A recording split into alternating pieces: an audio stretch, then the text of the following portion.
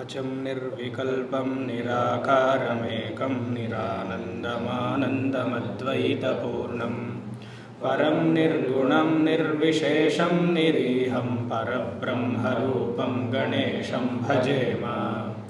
गुणातीतमानं चिदानन्दरूपं चिदाभासकं सर्वगं ज्ञानगम्यं मुनिध्येयमाकाशरूपं परेशं परब्रह्मरूपं गणेशं भजेम।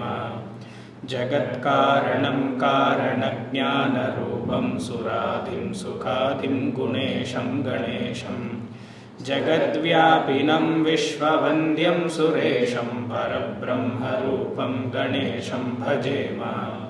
परब्रह्मरूपं गणेशं भजेम। शन्नो मित्रशं वरुणः शन्नो भवत्वर्यमा शन्न इन्द्रो बृहस्पतिः शन्नो विष्णुरुक्रमः।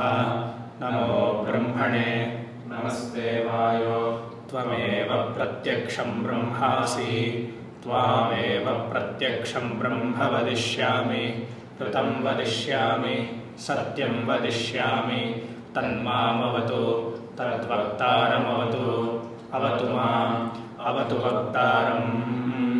ॐ शान्तिः शान्तिः शान्तिः।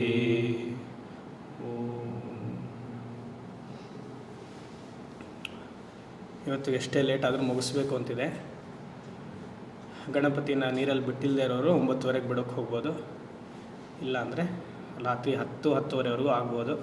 ಪೇಷನ್ಸಾಗಿ ಕಾಯಿರಿ. ಇಲ್ಲ ನಿದ್ದೆ ಬರುತ್ತೆ ಅಂದರೆ ನೀಲಕಂಠ ದೀಕ್ಷಿತರಿಗೆ ಅಕೌಂಟೆಂಟ್ ಆಗಿದ್ದಾರಲ್ವ ದೀಕ್ಷಿತರು, ರಾಜನಿಗೆ ರಾತ್ರಿ 10 ಗಂಟೆ ಮೇಲೆ ವೇದಾಂತ ಪಾಠ ಮಾಡೋರು. ಆವಾಗ ರಾಜ ಹೇಳೋನು, ನನಗೆ ನಿದ್ದೆ ಬರ್ತಿಲ್ಲ, ವೇದಾಂತ ನೀನು ಹೇಳು ಅಂತ. ಆ ಥರ ಪಾಪ 6 ತಿಂಗಳು ಹೇಳಿ ಅವ್ರಿಗೆ ನಿದ್ದೆ ಬಂತು. ವೇದಾಂತ ಹೇಳಿದ್ರೆ ರಾಜನಿಗೆ ನಿದ್ದೆ ಬರೋದು. ಆ ರೀತಿಯಾಗಿ 10-10:30 ಆದರೆ ಮಲ್ಕೊಂಬಿಡ್ಬೋದು ಆರಾಮಾಗಿ. ಪಕ್ಕದಲ್ಲಿ ಒಂದು ಟೇಬಲ್ ಇಟ್ಕೊಂಡು ಲ್ಯಾಪ್ಟಾಪ್ ಇಟ್ಬಿಡಿ, ಹಾಸಿಗೆ ಅದು ಆನ್ ಆಗಿರಲಿ, ಮಲ್ಕೊಂಬಿಡಿ. ನೋಡೋಣ ಹೇಗಾದರೂ ಸರಿ, ಆದಷ್ಟು ಮುಗಿಸೋಣ ಅಂತ.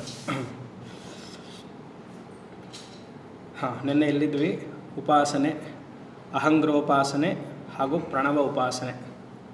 ಈ ಪ್ರಣವ ಉಪಾಸನೆಯಲ್ಲಿ ಕೊನೆ ಸಾಲು ಓಮಿತಿ ಬ್ರಾಹ್ಮಣಃ ಪ್ರವಕ್ಷ್ಯನ್ನಃ ಬ್ರಹ್ಮೋಪಾಪ್ನವಾನೀತಿ ಬ್ರಹ್ಮೈವೋಪಾಪ್ನೋತಿ. ಅಂದರೆ ಪ್ರತಿಯೊಂದು ವೇದ ಮಂತ್ರಗಳ ಶುರುನಲ್ಲಿ ಶ್ರೀ ಗುರುಭ್ಯೋ ನಮಃ ಹರಿ ಓಂ ಅಂತ ಹೇಳಿದಾಗ ವೇದ ಮಂತ್ರವನ್ನು ಶುರು ಮಾಡೋಕ್ಕೆ ಹಾಗೆ ಹೇಳ್ತೀವಂತೆ. ಆ ಥರ ಹೇಳಿದಾಗ ಏನಾಗುತ್ತೆ, ವೇದ ಮಂತ್ರದ ಪಾರಾಯಣಕರ್ತರಿಗೆಲ್ಲ ಯಾವ ಮಂತ್ರ ಹೇಳ್ತೀವಿ ಅಂತ ಗೊತ್ತಾಗುತ್ತೆ, ರಿಕಲೆಕ್ಷನ್ ಮೆಮೊರಿ ಎಲ್ಲ ಬರುತ್ತಂತೆ. ಆ ರೀತಿಯಾಗಿ ಹೇಳಿದಾಗ ಏನಾಗುತ್ತೆ, ಬ್ರಹ್ಮ ಆಪ್ನೋತಿ ಆಪ್ನೋತಿ ಸ್ವರಾಜ್ಯಂ ಅಂತ ಹಿಂದಿನ ಉಪಾಸನೆಯಲ್ಲಿ ನೋಡಿದ್ವಿ. ಅಂದರೆ ಮಂತ್ರಗಳೆಲ್ಲ ಅವನದಾಗತ್ತೆ, ಅಂದರೆ ಪ್ರಣವಕ್ಕೆ ಅವನು ಸೇರ್ತಾನೆ. ಹೇಗೆ ಸಮಷ್ಟಿ ವ್ಯಷ್ಟಿ ಹೇಗೆ ಸೇರುತ್ತೋ, ವಿರಾಟ್ ನೆನ್ನೆ ನೋಡಿದ್ವಲ್ಲ ಹೇಗೆ ಸೇರುತ್ತೋ, ಆ ರೀತಿಯಾಗಿ ಮಂತ್ರಗಳನ್ನು ಅವನು ಹೇಳ್ತಾ ಬಂದಾಗ ಪ್ರಣವದಲ್ಲಿ ಐಕ್ಯ ಆಗ್ತಾನೆ ಅಂತ. ಅದನ್ನು ನಿನ್ನೆ ಅಲ್ಲಿವರೆಗೂ ನೋಡಿ ಆಯಿತು.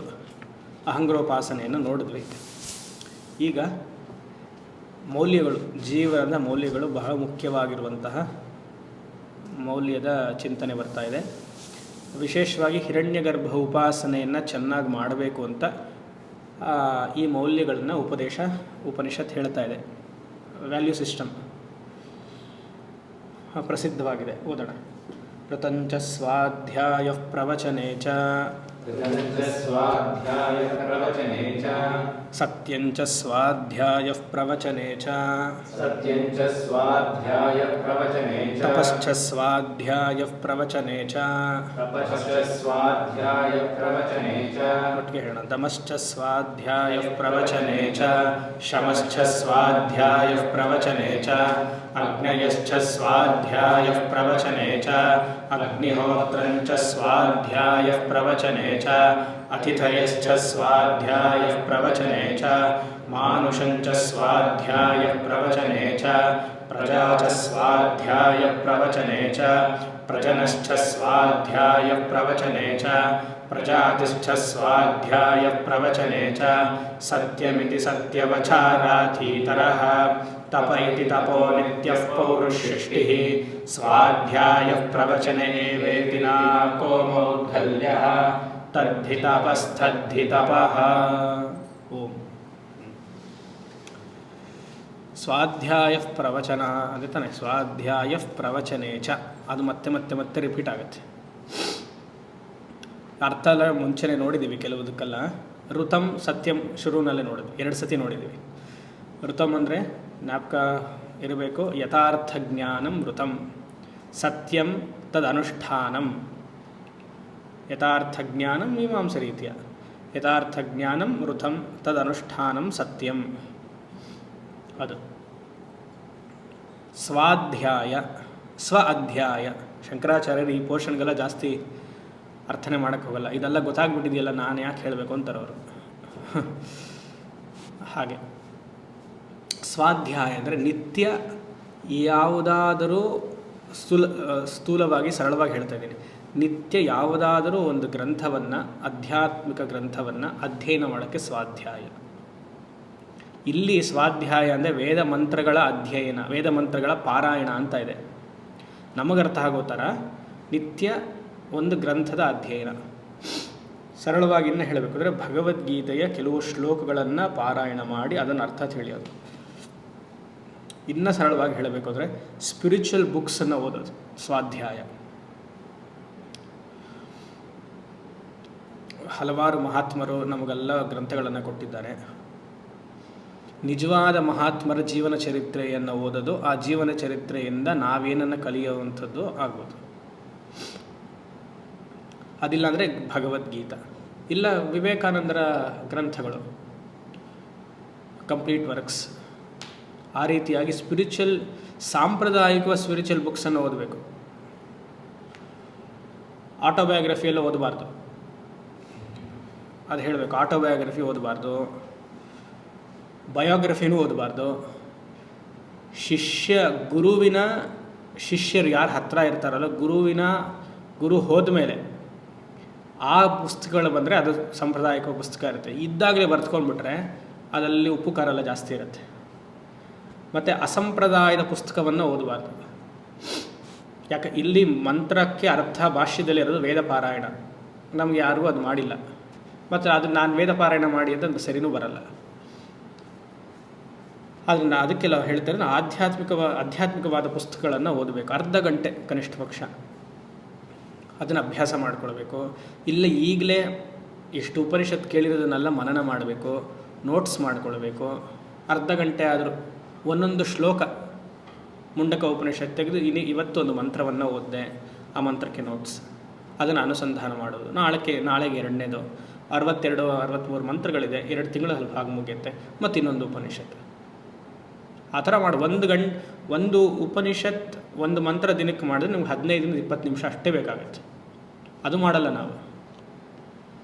ಮತ್ತು ನಾನು ಏನು ಮಾಡಲಿ ಅಂತ ಕೇಳ್ತಾನೆ ಇರ್ತಾರೆ ಅಲ್ವಾ. ಯೋಚನೆ ಮಾಡಿ, ಅದು ಸ್ವಾಧ್ಯಾಯ ಅಂತ. ಮತ್ತು ಪ್ರವಚನ ಅಂದರೆ ಇದು ಪ್ರವಚನ ಅಂತಲ್ಲ. ಆ ಶಿಷ್ಯನಿಗೆ ಆಚಾರ್ಯರು ಶಿಷ್ಯನಿಗೆ ವೇದ ಮಂತ್ರಗಳನ್ನು ಹೇಳ್ಕೊಡೋದು ಪ್ರವಚನ ಅಂತ. ಉಪದೇಶ ಅಂತ. ಇಲ್ಲಿ ಪ್ರವಚನ ಇಸ್ಕೊಳ್ತು ಉಪದೇಶ, ಟೀಚಿಂಗ್. ಇಲ್ಲ ಈ ಥರ ಆಫ್ಲೈನಲ್ಲೋ ಆನ್ಲೈನಲ್ಲೋ ಹೀಗೆ ಮಾಡೋದಕ್ಕೆ ಪ್ರವಚನ ಅಂತ. ಉಪನ್ಯಾಸ ಅಂತ ಆಗೋಗುತ್ತದು. ಉಪನ್ಯಾಸ ಅಂದರೆ ಅದು ಟೀಚಿಂಗ್ ಅಂತ ತಗೊಳ್ಳೋದು. ಅಧ್ಯಯನಂ ಅಧ್ಯಾಪನಂ. ವೇದದ ಕಾಲದಲ್ಲೆಲ್ಲ ಈಗಲೂ ಕೆಲವು ಪಾಠಶಾಲೆಯಲ್ಲೆಲ್ಲ ನಡೆಯುತ್ತೆ. ತಿಂಗಳಿಗೆ 21-22 ದಿವಸ ಅಷ್ಟೇ ಪಾಠ, 30 ದಿವಸನೂ ಪಾಠ ಮಾಡಲ್ಲ.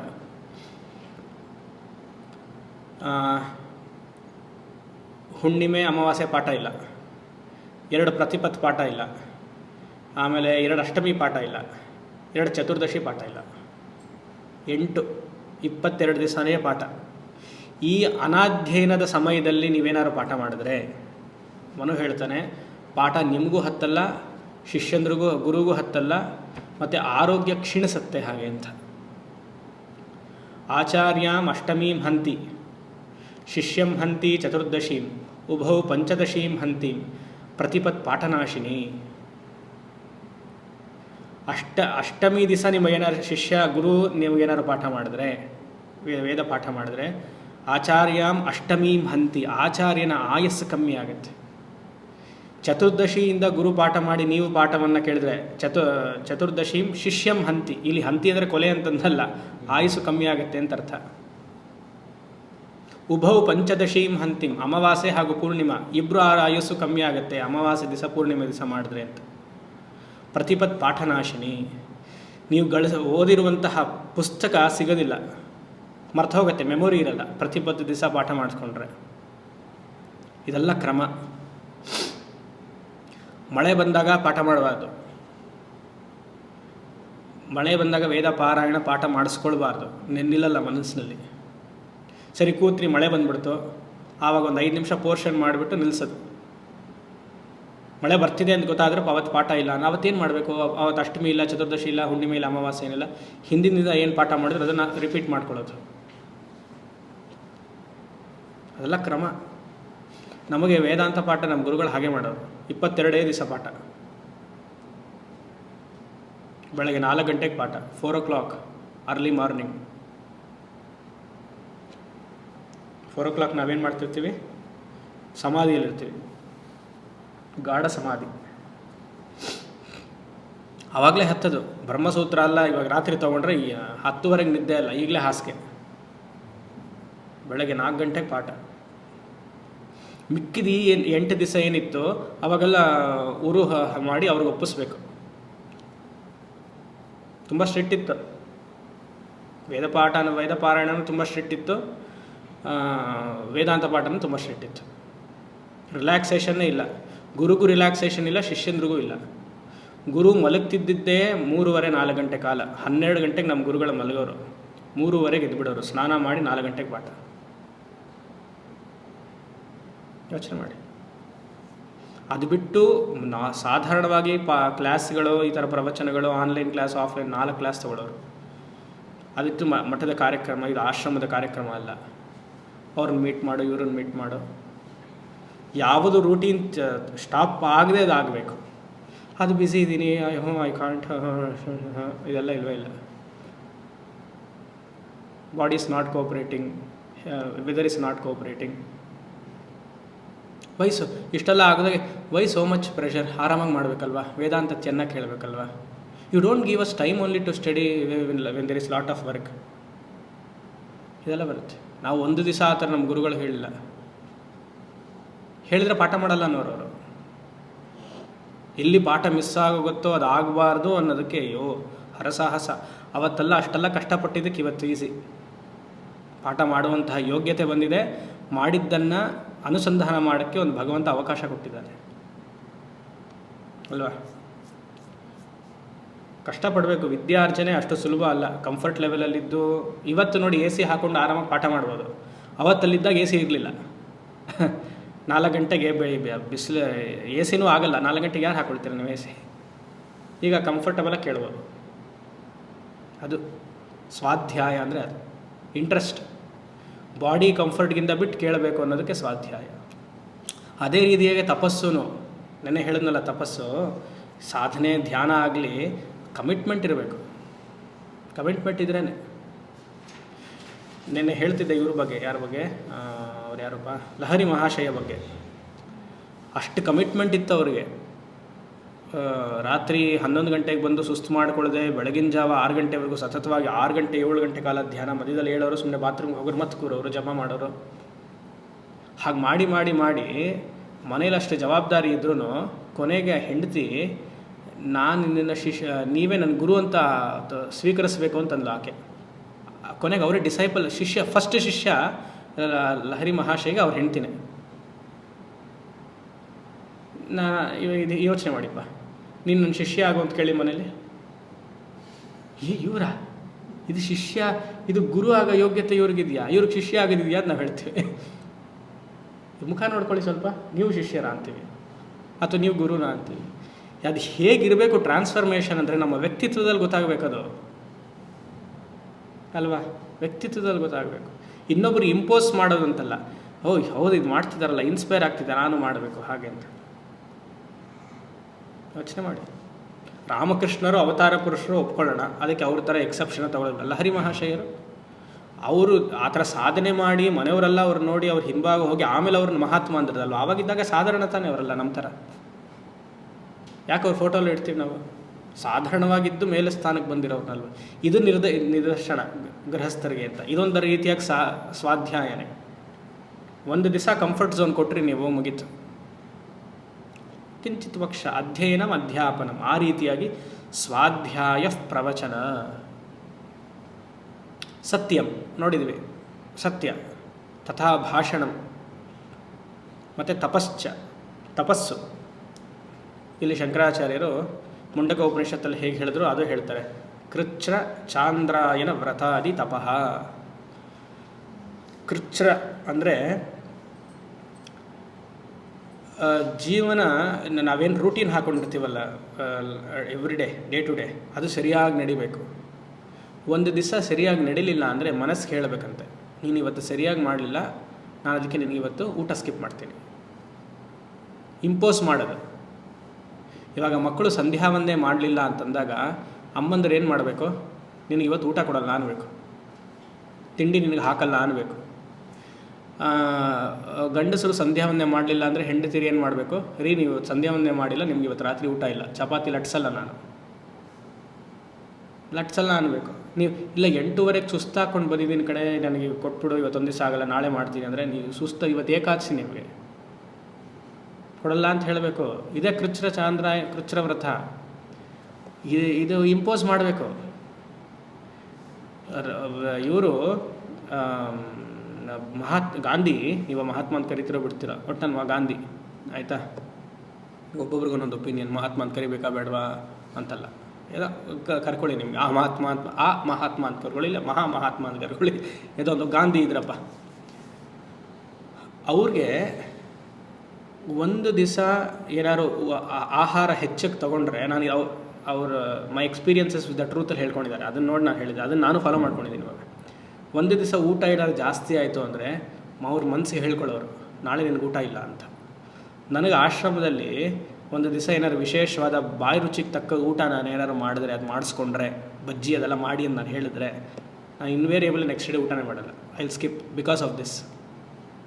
ಮನಸ್ಸಿಗೆ ಸ್ವಲ್ಪ ಆವಾಗ ರುಚಿ ಕೊಟ್ಬಿಟ್ರೆ ಅಂತಂದರೆ ನೆಕ್ಸ್ಟ್ ಡೇ ಮಾಡೋದಿಲ್ಲ ನಾನು ಊಟ.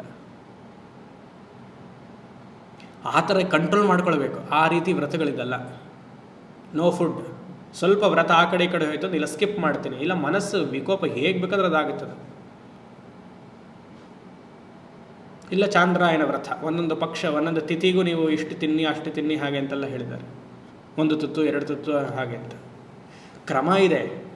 ಯಾವ ಬ್ರಹ್ಮಚಾರಿ ಎಷ್ಟು ತಿನ್ನಬೇಕೋ 32 ಬೊಗಸೆ ತಿನ್ನಬೇಕಂತ. ಬ್ರಹ್ಮಚಾರಿ 16ನೇ ವಯಸ್ಸದ ಒಳಗಡೆ 3 ಹೊತ್ತು ಊಟ ಮಾಡ್ಬೋದು ಅಂತ ಶಾಸ್ತ್ರ ಇದೆ. ಅವನಿಗೆ ನಿಯಮವೇ ಇಲ್ಲ. ಅವ್ನು 4 ಸತಿ 5 ಸತಿ ಏನಾರ್ತಿಲ್ಲ. ಯಾಕಂದರೆ ವೇದಾಧ್ಯಯನ ಮಾಡ್ತಿದ್ದಾಗ ಅವನಿಗೆ ಊಟದ ನಿಯಮ ಹಾಕಬಾರ್ದು ಅಂತ ವಿಧಿ. ಯಾಕಂದರೆ ಅಷ್ಟು ತಿಂತಾನೆ, ಮತ್ತು ಪರ್ಯಟನೆ ಎಲ್ಲ ಮಾಡ್ಕೊಂಡು ಭಿಕ್ಷೆ ಬೇಡ್ತಾನೆ. ಅದರಿಂದ ಭಿಕ್ಷೆಯಿಂದ ಗುರುಗಳಿಗೆ ಹೋಗಿ ಕೊಡಬೇಕು, ನಡಿಬೇಕು. ಚಿಕ್ಕ ವಯಸ್ಸು, ಅದಕ್ಕೆ ನಿಯಮವೇ ಇಲ್ಲ. 3 ಹೊತ್ತಲ್ಲ 30 ಹೊತ್ತು ತಿಂದರೂ ಅವ್ನಿಗೆ ಇದಿಲ್ಲ. ಎಲ್ಲಿವರೆಗೂ? 16ನೇ ವಯಸ್ಸುವರೆಗೂ. 16ನೇ ವಯಸ್ಸಾದಮೇಲೆ ಬ್ರಹ್ಮಚಾರಿ ಮದುವೆ ಆಗೋವರೆಗೂ 32 ಬೊಗಸೆ ಕೈಯಲ್ಲಿ ಹೀಗೆ ನೀವು ಅಕ್ಕಿ ತೆಗೆದ್ರೆ ಎಷ್ಟು ಬರುತ್ತೋ ಅಷ್ಟು, ಒಂದು ದಿನಕ್ಕೆ 32 ಬೊಗಸೆ. ಅದು ಅನ್ನ ಆಗ್ಬೋದು, ಪಲ್ಯ ಆಗ್ಬೋದು, ಏನಾರು ಆಗ್ಬೋದು, ಅಷ್ಟೇ ತಿನ್ನಬೇಕು. 50 ವರ್ಷ ಆಗಿದೆ, ನನಗೆ ಮದುವೆ ಆಗಿದ್ದಿಲ್ಲ, ನೀವು ಬ್ರಹ್ಮಚಾರಿನ ಅಂತ ಕೇಳಿದ್ರೆ 50 ನೀವು ಉಪವಾಸ ಬಿಡಬೇಕು ಅಲ್ವಾ? ಉಪವಾಸ ಬಿಡಬೇಕು. ಅದು ಅನಾಶ್ರಮಿ, ಅದು ಯಾವ ಆಶ್ರಮಕ್ಕೂ ಸೇರಿಲ್ಲದೆ ಅವನಾತ. 32 ಅಂದೆ. ಇವರು ನೆಕ್ಸ್ಟ್ ಯಾರಪ್ಪ ಬ್ರಹ್ಮಚಾರಿ ಅಂದಮೇಲೆ ಗೃಹಸ್ಥ 16-18 ಬೊಗಸೆ ಅಂತ ಹೇಳ್ತಾನೆ, ಅಷ್ಟು ತಿನ್ನಬೇಕು. ವಾನಪ್ರಸ್ಥ 14, ಸನ್ಯಾಸಿ 8. ಒಂದು ದಿನಕ್ಕೆ, ಒಂದು ಹೊತ್ತಿಗಲ್ಲ. ಇಷ್ಟೇ ತಿನ್ಬೇಕು. ನಿಮ್ಮ ಕೈಯಲ್ಲಿ ನೀವು ಇದೇನದು ಇದೇನದು ಡಬ್ಬಿಲಿ ಹಾಕಿರ್ತೀರಲ್ಲ ಅಕ್ಕಿ, ಹೀಗೆ ತೆಗೆದ್ರೆ ಎಷ್ಟು ಬರುತ್ತೋ ಅಷ್ಟೇ. ಈ ಥರ ತಿಂದರೆ ನಿಮಗೆ ಕೊಲೆಸ್ಟ್ರಾಲು ಬರಲ್ಲ, ಟ್ರೈಗ್ಲಿಸರೇನೂ ಬರಲ್ಲ ಅಲ್ವಾ? ಅದೇನು LD4 LD5 ಏನೋ ಹೇಳ್ತಾರಲ್ಲ, ಅದು ಬರಲ್ಲ. ಗುಡ್ ಕೊಲೆಸ್ಟ್ರಾಲ್ ಸ್ವಾಮಿ, ಬ್ಲಡ್ಡಲ್ಲಿ ಇದೆಯಂತೆ, ಅಲ್ಲಿದೆ, ಅದು ಬರಲ್ಲ ಅಲ್ವಾ? ಯಾಕೆ ಆಗಿನ ಕಾಲದಲ್ಲಿ ಈ ಥರ ನಿಯಮ ಗೊತ್ತಿತ್ತು. ವೇದಾಧ್ಯಯನ ಮಾಡೋನು ಎಷ್ಟು ಊಟ ಮಾಡಬೇಕು, ಕರ್ಮ ಮಾಡೋನು ಎಷ್ಟು ಊಟ ಮಾಡಬೇಕು, ವಾನಪ್ರಸ್ಥದಲ್ಲಿರೋರಿಗೆ ಎಷ್ಟು, ವಾನಪ್ರಸ್ಥಿಗಳಿಗೆಲ್ಲ ಊಟ ಜಾಸ್ತಿ ಹಾಕಿಲ್ಲ ಅಂದರೆ ಬೆಳಗ್ಗೆಯಿಂದ ರಾತ್ರಿ ಅವರು ಜಪ ತಪ ಮಾಡ್ಕೊಂಡಿದ್ದಾಗ ಊಟಕ್ಕೆ ಕೊಟ್ಟರೆ ಅದಕ್ಕೆ ಎನರ್ಜಿ ಎಲ್ಲ ಹೋಗುತ್ತಲ್ಲ. ಯೋಚನೆ ಮಾಡಿ. ಆ ರೀತಿಯಾಗಿ ತಪಸ್ಸು, ಇದೆಲ್ಲ ವ್ಯಾಲ್ಯೂಸ್. ಈ ವ್ಯಾಲ್ಯೂಸ್ ನಾವು ಕಲೀಲಿಲ್ಲ ಹೀಗೆ ಇವಾಗ ಅಂತಂದರೆ 2ನೇ ಅಧ್ಯಾಯ 3ನೇ ಅಧ್ಯಾಯ ಇವಾಗೇನು ಭೃಗು ಆನಂದವಲ್ಲಿ ಬರುತ್ತೋ ನಮಗದು ಸಿದ್ಧಿಸಲ್ಲ.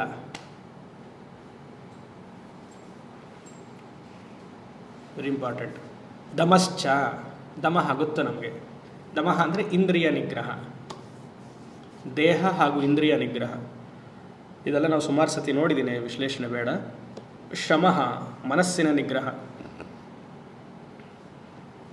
ಮನಸ್ಸನ್ನು ಕಂಟ್ರೋಲ್ ಮಾಡಬೇಕು. ಹೇಗೆ ಕಂಟ್ರೋಲ್ ಮಾಡೋದು? ಸಪ್ರೆಸ್ ಮಾಡಿಬಿಡ್ತೀನಿ ಸ್ವಾಮಿ, ಎಷ್ಟೋ ಆಸೆಗಳಿದೆ ಎಲ್ಲ ಸಪ್ರೆಸ್ ಮಾಡ್ತೀನಿ. ಇವ್ರನ್ನ ಮದುವೆ ಆದಮೇಲೆ ಗೊತ್ತಾಯಿತು ನನಗೇನು ಸಿಗಲ್ಲ ಅಂತ, ಅದಕ್ಕೆಲ್ಲ ಸಪ್ರೆಸ್ ಮಾಡಿಬಿಡ್ತೀನಿ. ಆ ರೀತಿ ಆಗಲ್ಲ. ಅಲ್ಲಿ ದೋಷ, ಸುಮಾರು ಸತಿ ಹೇಳಿದ್ದೀನಿ, ಅಲ್ಲಿ ದೋಷವನ್ನು ನೋಡಬೇಕು.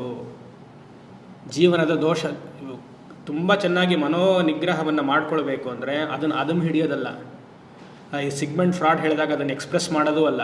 No expression, no suppression. ಆ ಥರ ಎರಡೂ ಮಾಡಲಿ. ಎಕ್ಸ್ಪ್ರೆಷನ್ನು ಜಾಸ್ತಿ ಮಾಡಿಬಿಟ್ರೆ, ಸಪ್ರೆಷನ್ನು ಜಾಸ್ತಿ ಆಗಿಬಿಟ್ರೆ ಕೊನೆಗೆ ಏನಾಗುತ್ತೆ? ಡಿಪ್ರೆಷನ್ ಆಗುತ್ತೆ. Over suppression, over expression leads to ಮಹಾ ಡಿಪ್ರೆಷನ್. ಅಲ್ಲಿ ದೋಷ ನೋಡಿಬಿಟ್ರೆ ಜೀವನದಲ್ಲಿ, ಅಂದರೆ ಆ ವಸ್ತು, ವ್ಯಕ್ತಿ, ಸನ್ನಿವೇಶದಲ್ಲಿ ದೋಷ ನೋಡಿಬಿಟ್ರೆ ನೀವು ಅದನ್ನು ಈ ಸಪ್ರೆಷನ್, ಆಪರೇಷನ್, ಡಿಪ್ರೆಷನ್ ದಾಟ್ಬಿಟ್ಟಿರ್ತೀರ. ಇದಿಷ್ಟೇ ಕೊಡೋಕ್ಕೆ ಸಾಧ್ಯ, ಇದಿಷ್ಟೇ, ಇದರ ಹಣೆ ಬರವೇ ಇಷ್ಟು, ಹೀಗೆ ನೋಡಬೇಕು. ಆವಾಗೇನಾಗುತ್ತೆ? ಮನಸ್ಸಿನಲ್ಲಿ ಥಾಟ್ ಕಂಟ್ರೋಲ್, ವೃತ್ತಿಗಳ ನಿಯಮ. ಆ ವೃತ್ತಿಗಳ ನಿಯಮ ಹೇಗಾಗುತ್ತೆ? Quality of thoughts, quantity of thoughts, direction of thoughts. Very important. ಯಾವ ರೀತಿಯಾಗಿ ನೀವು ಗುಣಮಟ್ಟದ ವೃತ್ತಿಗಳನ್ನು ಇಟ್ಕೊಂಡಿದ್ದೀರಾ, ಆ ವೃತ್ತಿಗಳ ಪ್ರಮಾಣ ಹೇಗಿದೆ, ಕ್ವಾಂಟಿಟಿ. ಆ ವೃತ್ತಿಗಳನ್ನು ಡೈರೆಕ್ಷನ್, ನಿರ್ದೇಶನ ಹೇಗೆ ಮಾಡ್ತಿದ್ದೀರಾ. ಯಾವಾಗ ದೋಷ ನೋಡಿದ ಮೇಲೆ ಈ 3 ಕ್ರಿಯೆಗಳು ಶುರು ಆಗುತ್ತೆ. ನೀವು ದೋಷ ನೋಡಲಿಲ್ಲ, ಕ್ರಿಯೆಗಳು ಬರೋದೇ ಇಲ್ಲ. ಕೇಳಬೇಕು, ಎಕ್ಸ್ಪೆಕ್ಟ್ ಮಾಡಬೇಕು ಅಂತ ಅನಿಸುತ್ತೆ. ಜಗತ್ತಿಂದ ಎಕ್ಸ್ಪೆಕ್ಟ್ ಮಾಡಬೇಕು, ಕುಟುಂಬದಿಂದ ಎಕ್ಸ್ಪೆಕ್ಟ್ ಮಾಡಬೇಕು, ಇದೆಲ್ಲ ಬರುತ್ತೆ. ನೀವು ಸಂಸಾರಿಗಳಾಗಿದ್ದರೆ ಇದು ಎಕ್ಸ್ಪೆಕ್ಟ್ ಮಾಡಿ, ತೊಂದರೆನೇ ಇಲ್ಲ, ಮಾಡಲೇಬೇಕು. ಆದರೆ ನೀವು ಸಾಧಕರು ಅಂತ ಅನ್ಸ್ಕೊಂಡಾಗ ಈ ನಿಯಮ ಫಾಲೋ ಮಾಡಬೇಕು. ನೀವು ವೇದಾಂತಿಗಳು ಅಂತ ಅನ್ಸ್ಕೊಂಡಾಗ ಈ ನಿಯಮ ಫಾಲೋ ಮಾಡಬೇಕು. ಇಲ್ಲ ಸ್ವಾಮಿ ನಾನು ಸಂಸಾರದಲ್ಲೇ ಇರ್ತೀನಿ ಅಂದರೆ no, you need not do any one of this things. ಆರಾಮಾಗಿ ಬುಕ್ ಮುಚ್ಚಿಡಲ್ಲ, ಹೇಗೆ ಬೇಕಂದ್ರೆ ಹಾಗಿಲ್ಲ, ಏನು ತೊಂದರೆ ಇಲ್ಲ. ಕಟ್ಟುಪಾಡಿಲ್ಲ ಅಂದರೆ, ಧರ್ಮ ಅನ್ನೋದೇನು? ಚೌಕಟ್ಟು. ಆ ಧರ್ಮದ ಚೌಕಟ್ಟಿನಲ್ಲಿ ನಮಗೆ ಸ್ವಾತಂತ್ರ್ಯವೇ ಹೊರತು ಅಧರ್ಮದಿಂದ ಸ್ವಾತಂತ್ರ್ಯವೇ ಅಲ್ಲ ಅಲ್ವಾ? ಮನಸ್ಸನ್ನು ಹೇಗೆ ಬೇಕಾದ್ರೆ ಹಾಗೆ ಬಿಟ್ಬಿಟ್ರೆ ಮುಗೀತಲ್ವ? ಯೋಚನೆ ಮಾಡಿ. ಅದೇ ಸಂಸ್ಕಾರ. ಈ ಇಂದ್ರಿಯ ನಿಗ್ರಹ, ಮನೋನಿಗ್ರಹ ಅನ್ನೋದೇ ಮನಸ್ಸಿಗೆ ಅದೊಂದು ಸಂಸ್ಕಾರ. ಅದನ್ನೇ ಇಲ್ಲಿ ಹೇಳ್ತಾರೆ. ಪ್ರಾಪರಾಗಿ ಮನಸ್ಸನ್ನು ಎಂಗೇಜ್ ಮಾಡಬೇಕು. ಮನಸ್ಸನ್ನು ಖಾಲಿನೂ ಬಿಡಬಾರ್ದು. ಮನಸ್ಸನ್ನು ಖಾಲಿ ಬಿಟ್ಟರೆ ಹುಚ್ಚರಾಗ್ತೀರಿ. ಏನು ನನಗೆ ವೃತ್ತಿನೇ ಇಲ್ಲ ಸ್ವಾಮಿ. ಒಳ್ಳೆಯದು, ವೃತ್ತಿ ಏನಿಲ್ಲ ಸಂತೋಷ. ವೃತ್ತಿ ಏನೂ ಇಲ್ಲ ಅಂದರೆ ಏನು ಮಾತಾಡೋಕ್ಕೆ ಆಗಲ್ಲ. ಆ ಪ್ರಾಪರಾಗಿ ಎಂಗೇಜ್ ಮಾಡಬೇಕು ಮನಸ್ಸನ್ನು. ಧರ್ಮ ವಿಚಾರ, ಮೋಕ್ಷ ವಿಚಾರದಲ್ಲಿ ಸತ್ಸಂಗ, ಅದಕ್ಕೆ ಸತ್ಸಂಗ ಬಹಳ ಮುಖ್ಯ. ಯಾವಾಗ ನೋಡಿದ್ರು ಸದ್ವಿಚಾರ, ಸದ್ಗುಣಗಳು, ಹಾಗೆ ಸತ್ಸಂಗ, ಗುರು ಸವಾಸ, ದೇವಸ್ಥಾನ, ಮಠ, ತೀರ್ಥಕ್ಷೇತ್ರ, ಅಲ್ಲಿ ಇದೇ ಚಿಂತನೆ ಹೀಗೇ ಇರಬೇಕು. ಸಮಯ ಕೊಡಲೇಬಾರ್ದು ಮನಸ್ಸಿಗೆ. ಸ್ವಲ್ಪ ಆ ಕಡೆ ಈ ಕಡೆ ಬಿಟ್ಟರೆ ಮುಗಿದೋಯ್ತು. ಸರಿಯಾದ ಮನಸ್ಸನ್ನು ಆಕ್ಯುಪೈ ಮಾಡಬೇಕು ಅಂದರೆ ಜಪ ಒಂದೇ. ಜಪ, ಗುರುವಿನ ಉಪದೇಶ, 2 ಮನಸ್ಸು ಚೆನ್ನಾಗಾಗತ್ತೆ. ಆ ರೀತಿಯಾಗಿ ಶಮಃ ದಮಃ ಇಷ್ಟಾಯಿತು. ಈಗ ಅಗ್ನಯಶ್ಚ, ಅಗ್ನಿ ಆರಾಧನೆ ಮಾಡು ಅಂತ ಹೇಳ್ತಿದ್ದಾರೆ. ವೇದ ಕಾಲದಲ್ಲೆಲ್ಲ ಅಗ್ನಿ ಆರಾಧನೆ ತುಂಬ ಇತ್ತು. ಪ್ರತಿಯೊಬ್ಬ ಗೃಹಸ್ಥನು ಅಗ್ನಿ ಔಪಾಸನೆಯನ್ನು ಮಾಡ್ತಿದ್ದ. ಅದು ನಿಮಗೆಲ್ಲ ಗೊತ್ತಿದೆ, ವಿಶೇಷವಾಗಿ ಹೇಳುವಂಥ ಅವಶ್ಯಕತೆ ಇಲ್ಲ. ಪ್ರತಿಯೊಬ್ಬ ಬ್ರಹ್ಮಚಾರಿಯೂ ಅಗ್ನಿ ಕಾರ್ಯವನ್ನು ಮಾಡ್ತಿದ್ದ. ಉಪನಯನ ಸಂಸ್ಕಾರ ಆದಮೇಲೆ ಅಗ್ನಿ ಬಹುಮುಖ್ಯ ಒಬ್ಬ ಬ್ರಾಹ್ಮಣನಿಗೆ. ಈಗ ಅದೆಲ್ಲ ನಾವು ಇಟ್ಕೊಂಡಿದ್ವಿ, ಏನು ಮಾಡೋಕ್ಕಾಗಲ್ಲ. ಕನಿಷ್ಠ ಪಕ್ಷ ಆದರೂ ದೇವ್ರ ದೀಪ ಹಚ್ಚದಾದರೂ ಇಟ್ಕೊಳ್ಬೇಕು. ಅಗ್ನಿ ಫಾರ್ಮ್ ಕಾಂಪ್ರಮೈಸ್ ಇದು ವೇದ ಪಾಠ ಅಲ್ಲ, ಇದು ಕಾಂಪ್ರಮೈಸ್ ಲೈಫ್ ಸ್ಟೈಲ್. ಈಗೆಲ್ಲ ಉಪಾಸನೆ ಎಲ್ಲ ಮಾಡ್ತಾ ಕೂತಿದ್ರೆ ನಾವೆಲ್ಲಿ ಬಿದ್ದುಬಿಡ್ಬೇಕಾಗುತ್ತೆ ಅಗ್ನಿಗೆ, ಅಷ್ಟು ಕಷ್ಟ ಅದು ಇವಾಗ. ಅಟ್ಲೀಸ್ಟ್ ದೇವ್ರ ದೀಪ ಆದರೂ ಹಚ್ಚಬೇಕು, ಬೆಳಗ್ಗೆ ಸಂಜೆ ಮನೇಲಿ ಕಂಡು ಕಡೆ ಎಲ್ಲ ವಸ್ತುಗಳಿಗಿಂತ ಕಂಡು ಕಡೆ ಎಲ್ಲ ದೀಪಗಳಿರಬೇಕು. ಅದೇ ಒಂದು ದೀಪ ಹಚ್ಚಿದ್ರೇ ಅದೊಂದು ಸಾನ್ನಿಧ್ಯ ಅಲ್ವಾ. ಒಂದು ದೀಪ ಸಾಕು, ಎಣ್ಣೆ ಖರ್ಚಾಗತ್ತೆ ಅಂತೆಲ್ಲ ಇರ್ತಾರೆ ಎಷ್ಟೋ ಜನ. ಒಂದೇ ಒಂದು ದೀಪ ಹಚ್ಚಿ ಸಾಕು, ಎಣ್ಣೆ ಖರ್ಚಾಗುತ್ತೆ, ಎಷ್ಟು ಬೆಲೆ ಗೊತ್ತಾ. ಆಮೇಲೆ ಅದು ಡಾಲ್ಡಾ ಎಣ್ಣೆ ರೀ, ಇವನು ಹಚ್ಚಕ್ಕಷ್ಟ, ಇವನಿಗೆ ಡಾಲ್ಡಾ ಎಣ್ಣೆ ಯಾಕೆ ಸಿಗುತ್ತಲ್ಲ, ಎಳ್ಳೆಣ್ಣೆ ತುಂಬ ಚೆನ್ನಾಗಿರೋದು ಸಿಗುತ್ತಲ್ಲ. ನಾನು ನೋಡಿದ್ದೀನಿ, ನೋಡಿ ಹೇಳ್ತಾ ಇರೋದು. ಇಬ್ಬರು ಗಂಡ ಹೆಂಡ್ತಿ ಇಬ್ಬರು ಬಂದಿದ್ರು. ಹೆಂಡ್ತಿಗೆ ದೀಪ ಹಚ್ಚಕ್ಕೆ ಇಷ್ಟ, ಗಂಡನಿಗೆ ಇಷ್ಟ ಇಲ್ಲ. ಇವ್ನು ಮನೇಲಿ ರೂಮಲ್ಲಿ ಅಲ್ಲಿಟ್ಕೊಳ್ತಾರೆ ಹೀಗೆ ಅಂತ ಹೇಳಿ ಸ್ವಾಮೀಜಿ ನೀವು ಅಂತ. ಇವರು ನಾವ್ಯಾಕೆ ಮನಸ್ಸಲ್ಲಿ ಒಳಗಡೆ ದೀಪ ಹಚ್ಚಬೇಕಲ್ವ ಸ್ವಾಮೀಜಿ ಅಂತ. ಇವಾಗ ವೇದಾಂತ ಹೇಳ, ಧರ್ಮಶಾಸ್ತ್ರ ಹೇಳ ಅವ್ರಿಗೆ. ಈಕೆಗೆ ಹೇಳ್ತೀನಿ ಒಳಗಡೆ ಹಚ್ಚು ನೀನು ಅಂತ, ಆಕೆ ಇಲ್ಲಿ ಹೊರಗಡೆ ಹಚ್ಚಬೇಕು ಅಂತ. ಇವಾಗ ಇಬ್ಬರು ನನಗೆ ಹಚ್ಚಿದ್ರು, ಇವಾಗ ಏನು ಮಾಡ್ತೀರಾ? ಕಷ್ಟ ಇದೆಲ್ಲ. ಈ ಧರ್ಮಶೂ ಎಷ್ಟು ಕಷ್ಟ ಗೊತ್ತಾ ಉತ್ತರ ಕೊಡೋದು. ಕೊಡಲಿಲ್ಲ ಅಂದ್ರೆ ಒಂದೇ ಮಾತು, ಈ ಸ್ವಾಮಿಗಳಿಗೇನೂ ಗೊತ್ತಿಲ್ಲ. ನೇರ ಹೋದ್ವಿ, ಇಷ್ಟು ದೂರ ಹೋದ್ವಿ, 4 ಗಂಟೆ ಪ್ರಯಾಣ ಮಾಡಿ ಹೋದ್ವಿ, ಒಂದು 5 ನಿಮಿಷ ನೋಡಿದ್ರು ಅಷ್ಟೇ, ಸರಿಯಾಗಿ ಉತ್ತರನೂ ಕೊಡಲಿಲ್ಲ ಅಂತ ಹೇಳ್ತಾರೆ. ಎಲ್ಲಿ ಯಾವಾಗ ಯಾವುದನ್ನು ಉಪಯೋಗಿಸ್ಬೇಕೋ ಅದು. ಇವಾಗ ಇದೇ ಅಮ್ಮ 75 ವರ್ಷ 80 ವರ್ಷ ಶ್ರೀವಿದ್ಯೆ ಉಪಾಸಕರು ಬಂದಿದ್ರು. ಅವ್ನು ಮುಂಚೆ ಹೇಳಿದ್ದೀನಿ, ಕತೆ ಮರ್ತೋಗಿರ್ತೀರ. ಒಳ್ಳೇದು, ಒಂದು ಸತಿ ಹೇಳಿದ್ನಲ್ಲ, ನೀವು ಮರ್ತೋಗೋದು ನಂದು ಸೌಭಾಗ್ಯ. ಮತ್ತೆ ಅದನ್ನೇ ಹೇಳ್ತಿರ್ಬೋದು ಅಲ್ವಾ. ನೀವು ಮರ್ತೋದ್ರೆ ಅದು ಮತ್ತೆ ಹೇಳಿದ್ರೆ ಇದು ಹೊಸ್ತು ಅನ್ಸುತ್ತೆ ನಿಮಗೆ, ನನಗದು ಲಾಭ. ಅವಾಗ ನಾನು ಓದೋ ಅವಶ್ಯಕತೆ ಇಲ್ಲ, ಹಳೆ ಎಕ್ಸ್ಪೀರಿಯನ್ಸನ್ನೇ ಮತ್ತೆ ತಿರುಗಿ ಹಾಕ್ತಿರ್ಬೋದು. 75 ವರ್ಷದವ್ರ ಅಮ್ಮ ಬಂದಿದ್ದರು, ಶ್ರೀವಿದ್ಯೆ ಉಪಾಸಕರು. ಅವ್ರಿಗೆ ಶ್ರೀವಿದ್ಯವನ್ನು ಉಪಾಸನೆಯನ್ನು ಮಾನಸಿಕವಾಗಿ ಮಾಡುವಂತಹ ಇದು ಬಂದೇ ಇಲ್ಲ, ಬುದ್ಧಿ ಮೆಚುರಿಟಿನೇ ಬಂದಿಲ್ಲ. ಹೊರಗಡೆ ಶ್ರೀಚಕ್ರ ಇರಬೇಕು, ಅದಕ್ಕೆ ಪೂಜೆ ಮಾಡಬೇಕು ಅಂತ ಇದಾಯಿತು. ಸರಿ, ಅವರ ಮನೇಲಿರೋರೆಲ್ಲ ಬಂದು ಹೇಳ್ಕೊಡ್ರು, ನೀವಾದರೂ ಹೇಳಿ ಅಂತ. ಸರಿ ಹೇಳಿ ಆಯಿತು, ಕೇಳಲೇ ಇಲ್ಲ. ಬಚ್ಚಲ ಮನೇಲಿ ಜಾರು ಬಿದ್ದರು, ಸೊಂಟ ಮುರಿತು. 75-80 ವರ್ಷ ಆಗುತ್ತಾ, ಇನ್ನೆಲ್ಲ ಸರಿ ಮಾಡೋಕ್ಕಾಗತ್ತಾ? ಹಾಸಿಗೆ ಮೇಲೆ ಕೂತ್ಕೊಂಡು ಅಳ್ತಾ ಇದ್ದರು, ನನಗೆ ಮಾಡೋಕ್ಕಾಗ್ತಿಲ್ವಲ್ಲ, ಪೂಜೆ ಮಾಡೋಕ್ಕಾಗ್ತಿಲ್ವಲ್ಲ ಅಂತ. ಅವ್ರ ಮನೆಗೆ ಕರೆದ್ರು, ಹೋದೆ. ಅವ್ರ ಕೈ ಹೀಗೆ ಇಟ್ಕೊಂಡು ಹೇಳಿದೆ, ಅಮ್ಮ 80 ವರ್ಷ ಆಗಿದೆ ನಿಮಗೆ, 50 ವರ್ಷದಿಂದ ಶ್ರೀವಿದ್ಯೆ ಪೂಜೆ ಮಾಡಿದ್ದೀರಾ, ಶ್ರೀವಿದ್ಯೆನ ಯಾವುದೋ ಒಂದು ಆರಾಧನೆ ಮಾಡಿದ್ದೀರಾ. ನಿಮಗೆ 50 ವರ್ಷದಿಂದ ಮಾಡಿರುವಂಥ ಆರಾಧನೆಯ ಫಲ ಅಳು. ಇನ್ನೂ ಮಾಡೋಕ್ಕಾಗ್ತಿಲ್ವಲ್ಲ ಅಂತ ಕೇಳ್ತಿದ್ದೀರಾ. 50 ವರ್ಷ ಮಾಡಿ ಇಷ್ಟು ಮಾಡಿದ್ದೀನಲ್ಲ ಸಾಕು ಅನ್ನುವಂತ ಬಂದಿಲ್ಲ, ಇನ್ನೂ ಮಾಡಿಲ್ವಲ್ಲ ಅಂತ ಬರ್ತಿದೆ. ಅಂದರೆ ಅದು ಕೊನೆಗೆ ಎಂಡಾಗಿದ್ದಲ್ಲಿ ಶೋಕಮೋಹದಲ್ಲಿ. ಅರ್ಥ ಆಗ್ತಿದೆಯಾ? ನಮಗೆ ಕ್ಲಾರಿಟಿ ಇಲ್ಲ ಅಂತಂದರೆ ಅವ್ರು ಹೇಳಿದೆ ಮಾನಸಿಕವಾಗಿ ನೀವು ದೀಪ ಹಚ್ಚಿ ಅಂತ ಅವ್ರಿಗೆ ಹೇಳಬೇಕು. ಅವ್ರಿಗೂ ನೀವು ಹಚ್ಚಿ ಅಂತಂದರೆ ಇವಾಗ ಸ್ವಾಮೀಜಿ ಹೇಳಿದ್ರು ಅಂತ ಬಚ್ಚಲ ಮೇಲೆ ಬಿದ್ದರು ಅಂತ ಆಗೋಗುತ್ತೆ. ಆಮೇಲೆ ಯಾರಿಗೆ ಹೇಳಬೇಕು ದೀಪ ಹೊರಗಡೆ ಹಚ್ಚಿ, ಯಾರು ಒಳಗಡೆ ಹಚ್ಚಿ ಅಂತ ಹೇಳಬೇಕು ಅಂತ ಅವ್ರಿಗೆ ಹೇಳಿದೆ. ಇಷ್ಟು ದಿವಸ ನೀವು ಹೊರಗಡೆ ಹಚ್ಚಿದ್ದೀರಾ, ಇನ್ನಾದರೂ ಒಳಗಡೆ may you light your lamp inside ಅಂತಂದು. ಅದು ಅವ್ರಿಗೆ ಗೊತ್ತಾಗಲೇ ಇಲ್ಲ, ಇದು ವೇದಾಂತದ ಮೆಸೇಜ್ ಅವ್ರಿಗೆ. ಅಯ್ಯೋ ಅಮ್ಮನವ್ರು ಏನಾರು ಅಂದ್ಕೊಂಡ್ಬಿಟ್ರೆ ಅಂತ. 80 ವರ್ಷಕ್ಕೂ ಈ ಅಜ್ಞಾನ ಇದೆಯಲ್ಲ, ಅದಕ್ಕೆ ದಯಾನಂದ ಸ್ವಾಮೀಜಿ ಹೇಳಿದ್ದು ಸ್ಪಿರಿಚುಲಿ ಆಲ್ಸೋ ಯುವರ್ ಇಗ್ನೋರೆಂಟ್. ಇಷ್ಟು ವರ್ಷ ಆಗಿ ಅಲ್ವಾ, ವೆರಿ ಇಂಪಾರ್ಟೆಂಟ್. ಇಲ್ಲಿ ನಾನು ಹೇಳಿ ಅಗ್ನಿ ಅಂದರೆ ಅಗ್ನಿ ಆಧಾನ, ಅಂದರೆ ಅಗ್ನಿ ಕಾರ್ಯವನ್ನು ಮಾಡಿ ಅಂತ ಹಳೆ ಕಾಲದಲ್ಲೆಲ್ಲ ಇತ್ತು. ಅಗಾರ್ಹಪತ್ಯ, ಆವಹನೀಯ, ದಕ್ಷಿಣಾಗ್ನಿ ಅಂತೆಲ್ಲ. ಇವಾಗಲೆಲ್ಲ ಇಲ್ಲ, ಇಲ್ಲಿ ತಮಿಳ್ನಾಡಲ್ಲೆಲ್ಲ ಇದಾರಲ್ಲ, ಪ್ರತಿನಿತ್ಯ ಅಗ್ನಿ ಕಾರ್ಯವೇ. ನಿಮ್ಗೆ ಇನ್ನೊಂದು ಆಶ್ಚರ್ಯ, ಅಗ್ನಿ ಕಾರ್ಯ ಯಾರು ಮಾಡ್ತಾರೋ ಅಂದರೆ ಇದು ಬ್ರಾಹ್ಮಣರಿಗೆ, ಕ್ಷತ್ರಿಯರು, ವಿಶೇಷವಾಗಿ ಬ್ರಾಹ್ಮಣರು. ಇದೆಲ್ಲ ಈಗಿನ ಕಾಲದಲ್ಲಿ ವ್ಯಾಲಿಡ್ ಇಲ್ಲ, ಬಟ್ ಅಟ್ಲೀಸ್ಟ್ ಅಕಾಡೆಮಿಕ್ ಆಗಿ ತಿಳ್ಕೊಳ್ಳಿ. ಅಗ್ನಿ ಕಾರ್ಯ ಮಾಡಿದವ್ರಿಗೆ ದೇವಸ್ಥಾನಕ್ಕೆ ಹೋಗುವಂತಹ ಅವಶ್ಯಕತೆ ಇಲ್ಲ. ಸುಮಾರು ಸತಿ ಹೇಳಿದ್ದೀನಿ, ಗೊತ್ತಿದ್ರೆ ಸಂತೋಷ, ಗೊತ್ತಿಲ್ಲ ಅಂದರೆ ಪರವಾಗಿಲ್ಲ. ಈ ದೇವಸ್ಥಾನದ ಕಾನ್ಸೆಪ್ಟ್ ಬಂದಿರೋದೇ ಆಮೇಲೆ ಯಾರಿಗೆ? 4ನೇ ವರ್ಣದವ್ರಿಗೆ. ಅದೆಲ್ಲ ಹೇಳಬಾರ್ದು ಇವಾಗ, ಯಾವುದೋ ಒಂದು ವರ್ಣದವ್ರಿಗೆ ಅಂತ ಅಂದ್ಕೊಳ್ಳಿ. ಉಪನಯನ ಸಂಸ್ಕಾರ ಆಗಿ ಮನೇಲಿ ಅಗ್ನಿ ಇದ್ದರೆ ಅವನಿಗೆ ಅದೇ ದೇವಸ್ಥಾನ.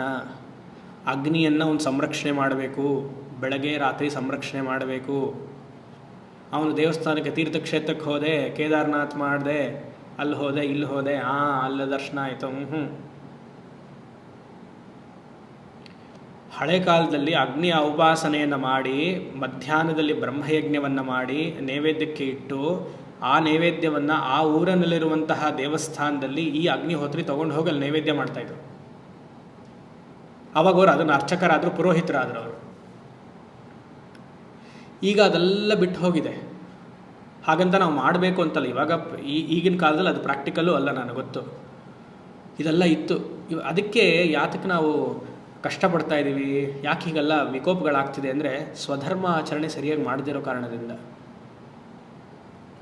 ಯೋಚನೆ ಮಾಡಿ. ಕನಿಷ್ಠ ಪಕ್ಷ ಆದರೂ ದೀಪ ಹಚ್ಚಿ ದೀಪದ ಹತ್ತಿರ ಕೂತು ಧ್ಯಾನ ಆದರೂ ಮಾಡಿದ್ರೆ ಅಗ್ನಿಗೊಂದು ರೆಸ್ಪೆಕ್ಟ್, ಒಂದು ಮರ್ಯಾದೆ. ಅದನ್ನು ಮಾಡಿ ಅಂತ ಅಗ್ನಯಶ್ಚ, ಒಂದು ಅಗ್ನಿಹೋತ್ರವನ್ನು ಮಾಡಿ, ಆಗಲಿಲ್ವ ದೀಪೋದ್ರ ಹಚ್ಚಿ. ಈಗಿನ ಕಾಲಕ್ಕೆ ಅಗ್ನಿಹೋತ್ರ, ಅಗ್ನಯಶ್ಚ ಔಪಾಸನ, ಅಗ್ನಿಹೋತ್ರ ಇಷ್ಟಿಗಳು. ಇಲ್ಲಿ ಅಗ್ನಿಹೋತ್ರ ಅಂದರೆ ಇಷ್ಟಿ, ದಿನನಿತ್ಯ ಅಗ್ನಿಯನ್ನು ಸಂರಕ್ಷಣೆ ಮಾಡೋದಲ್ಲದೆ ಕೆಲವು ತಿಂಗಳಲ್ಲಿ ಬರುವಂತಹ ಅಮಾವಾಸ್ಯ ಹುಣ್ಣಿಮೆಲೆಲ್ಲ ಇಷ್ಟಿಗಳು ಅಂತ ಮಾಡ್ತಾರೆ. ಅದೇನು ನೋಡಿದ್ವಲ್ಲ ಮುಂಡಕ ಉಪನಿಷತ್ತಲ್ಲಿ, ದರ್ಶಪೂರ್ಣ ಮಾಸ ಇಷ್ಟಿ, ಅದೆಲ್ಲ ಮಾಡಬೇಕು ಅಂಥದ್ದು.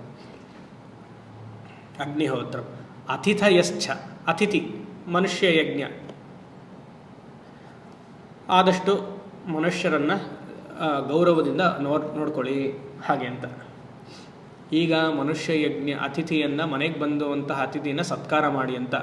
ಈಗಿನ ಕಾಲದಲ್ಲಿ ಇದು ಪ್ರಾಕ್ಟಿಕಲ್ ಅಲ್ಲ, ಭಯ ಆಗುತ್ತೆ ನಮಗೆ ಅವ್ರನ್ನ ಒಳಗಡೆ ಕರೆಸ್ಕೊಳ್ಬೇಕಾ ಬೇಡವಾ ಅಂತ. ನಿಜವಾದ ಅತಿಥಿ ಯಾರು ಗೊತ್ತಾ? ಸನ್ಯಾಸಿ. ಹಳೆ ಕಾಲದಲ್ಲಿ ನಿಜವಾದ ಅತಿಥಿ ಸನ್ಯಾಸಿ.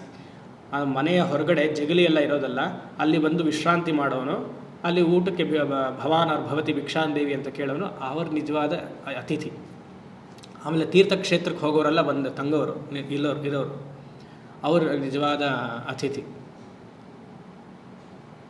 ಈಗ ಕಷ್ಟ, ಈಗ ಇನ್ಫಾರ್ಮ್ ಮಾಡಿ ಬರಬೇಕು ಅಂತ ಹೇಳ್ತಾರೆ, ಒಳ್ಳೆಯದು. ಮತ್ತು ಯಾರನ್ನು ಬರಮಾಡ್ಕೊಳ್ಬೇಕು ಅಂತ ಗೊತ್ತಿಲ್ಲ, ಇದು ಪ್ರಾಕ್ಟಿಕಲ್ ಅಲ್ಲ. ಇನ್ನೊಂದು ಆಗಿನ ಕಾಲದಲ್ಲಿ ಯಾಕಿತ್ತು ಅಂದರೆ ಛತ್ರಗಳೆಲ್ಲ ಅವಾಗಿರಲಿಲ್ಲ. ಮತ್ತು ಹೋಟೆಲ್ಸ್ ಆಗಲಿ, ರೆಸಾರ್ಟ್ಸ್ ಆಗಲಿ, ಅಕಾಮಿಡೇಷನ್ಸ್ ಎಲ್ಲ ಆಗಿನ ಕಾಲದಲ್ಲಿ ಇರಲಿಲ್ಲ. ಅದಕ್ಕೆ ಅತಿಥಿ ಸತ್ಕಾರ ಇತ್ತು. ಈಗ ಅದು ತುಂಬ ಚೆನ್ನಾಗಿರೋದ್ರಿಂದ ಮನೆ ಕರಬೇಕು ಅಂತ ಹಾಗೇನಲ್ಲ, ಗೌರವಿಸಿದ್ರೆ ಸಾಕು ಅಷ್ಟೆ. ಹಿರಿಯರನ್ನ ಗೌರವಿಸಿದ್ರೆ ಇದನ್ನು ರೀಪ್ಲೇಸ್ಮೆಂಟ್ ಆಫ್ ಅತಿಥಿ ಈಗಿನ ಕಾಲದಲ್ಲಿ. ಮನುಷ್ಯ ಯಜ್ಞದಲ್ಲಿ ಬರುತ್ತೆ. ಮಾನುಷಂಚ, ಮಾನುಷ ಸಾಮಾಜಿಕ ಕಳಕಳಿ, ಸೋಷಿಯಲ್ ಆಬ್ಲಿಗೇಷನ್ಸ್ ನಮಗಿರುತ್ತೆ.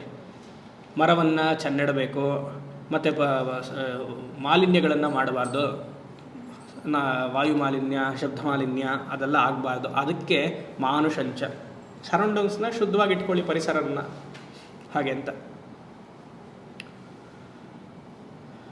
ಆಮೇಲೆ ಯಾವ ಇದು ಫಂಕ್ಷನ್ಗೆಲ್ಲ ಹೋದಾಗ ಏನು ಕೊಡಬೇಕು ಇದೆಲ್ಲ ಮಾನುಷಂಚ ಬರುತ್ತೆ.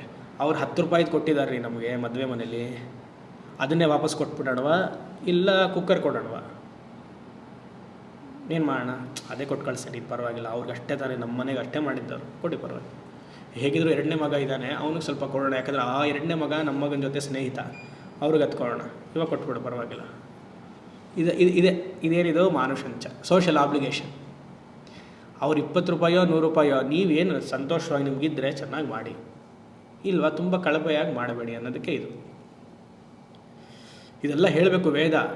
ಇಷ್ಟೆಲ್ಲ ಹೇಳಿಯೂ ತಳ್ಳು, ಅದೇ ಇರೋ ಬ್ಲೌಸ್ ಪೀಸನ್ನೇ ಕೊಟ್ಬಿಡು ಪರವಾಗಿಲ್ಲ. ಅದೇ ಕೊನೆಗೆ ನಾವು ಕೊಟ್ಟಿರೋ ಬ್ಲೌಸ್ ಪೀಸೇ ಕೊನೆಗೆ ನಮಗೆ ಬರುತ್ತದು. ಇದೇನು ನಮಗೆ ಬಂತಲ್ಲ ವಾಪಸ್ಸು, ಯಾರೂ ಹಾಕೊಂಡಿರಲ್ಲ, ಅದು 20 ರೂಪಾಯಿ ಹಾಗೆ ಹೋಗಿ ಬಂದಿರ್ತದೆ ಅಷ್ಟೇ ಕತೆ. ಶರ್ಟ್ ಪೀಸ್ ಕತೆನೂ ಹಾಗೆ ಅಲ್ವಾ, ಅದೇ checks, black and white checks same ಬಂದಿರುತ್ತೆ ನೋಡಿ ನಿಮಗೆ. ಏನು ಮಾಡೋದು, ವೇದ ಅಷ್ಟು ಹೇಳಿದ್ರು ನಾವು ಹಾಗೆ. ಪ್ರಜನಶ್ಚ ಪ್ರಜಾತಿಶ್ಚ, ಬಹಳ ಮುಖ್ಯ ಇದು, ಬಹು ಮುಖ್ಯ ಈಗಿನ ಕಾಲದಲ್ಲಿ. ಹಳೆ ಕಾಲದಲ್ಲೆಲ್ಲ ನಮಸ್ಕಾರ ಮಾಡಬೇಕು ಅವ್ರಿಗೆಲ್ಲ, ಈಗಿನ ಕಾಲದಲ್ಲಿ ತುಂಬ ಹೇಳಬೇಕು. ಪ್ರಜನಶ್ಚ ಪ್ರಜಾತಿಶ್ಚ ಏನು ಹೇಳ್ತಿದ್ದಾರೆ, ಆದಷ್ಟು ಬೇಗ ಮದುವೆ ಮಾಡ್ಕೊ, ಆದಷ್ಟು ಬೇಗ ಮಗು ಮಾಡ್ಕೊ, ಅದನ್ನೇ ಇಲ್ಲಿ ಹೇಳ್ತಾ ಇರೋದು. ಮತ್ತು ಮಗು ಮಾಡ್ಕೊಳ್ಳೋದು ಸಂಸ್ಕಾರ ಅಂತ ಭಾವನೆ ಮಾಡು, ಪ್ರಾಣಿ ಥರ ವರ್ತಿಸ್ಬಿಡ ಮಗು ಮಾಡ್ಕೊಳ್ಬೇಕಾದ್ರೆ. ಪ್ರಜನಶ್ಚ ಪ್ರಜಾತಿಶ್ಚಗೆ ಶಂಕರಾಚಾರ್ಯರು ಹೇಳ್ತಾರೆ, ಮಕ್ಕಳಿಗೆ ವಿವಾಹ ಸಂಸ್ಕಾರದ ಮೌಲ್ಯವನ್ನು ತಿಳಿಸಿ, ಆದಷ್ಟು ಅವ್ರಿಗೂ ಬೇಗ ಮದುವೆ ಮಾಡ್ಕೊಳ್ಳೋಕ್ಕೆ ಹೇಳಿ.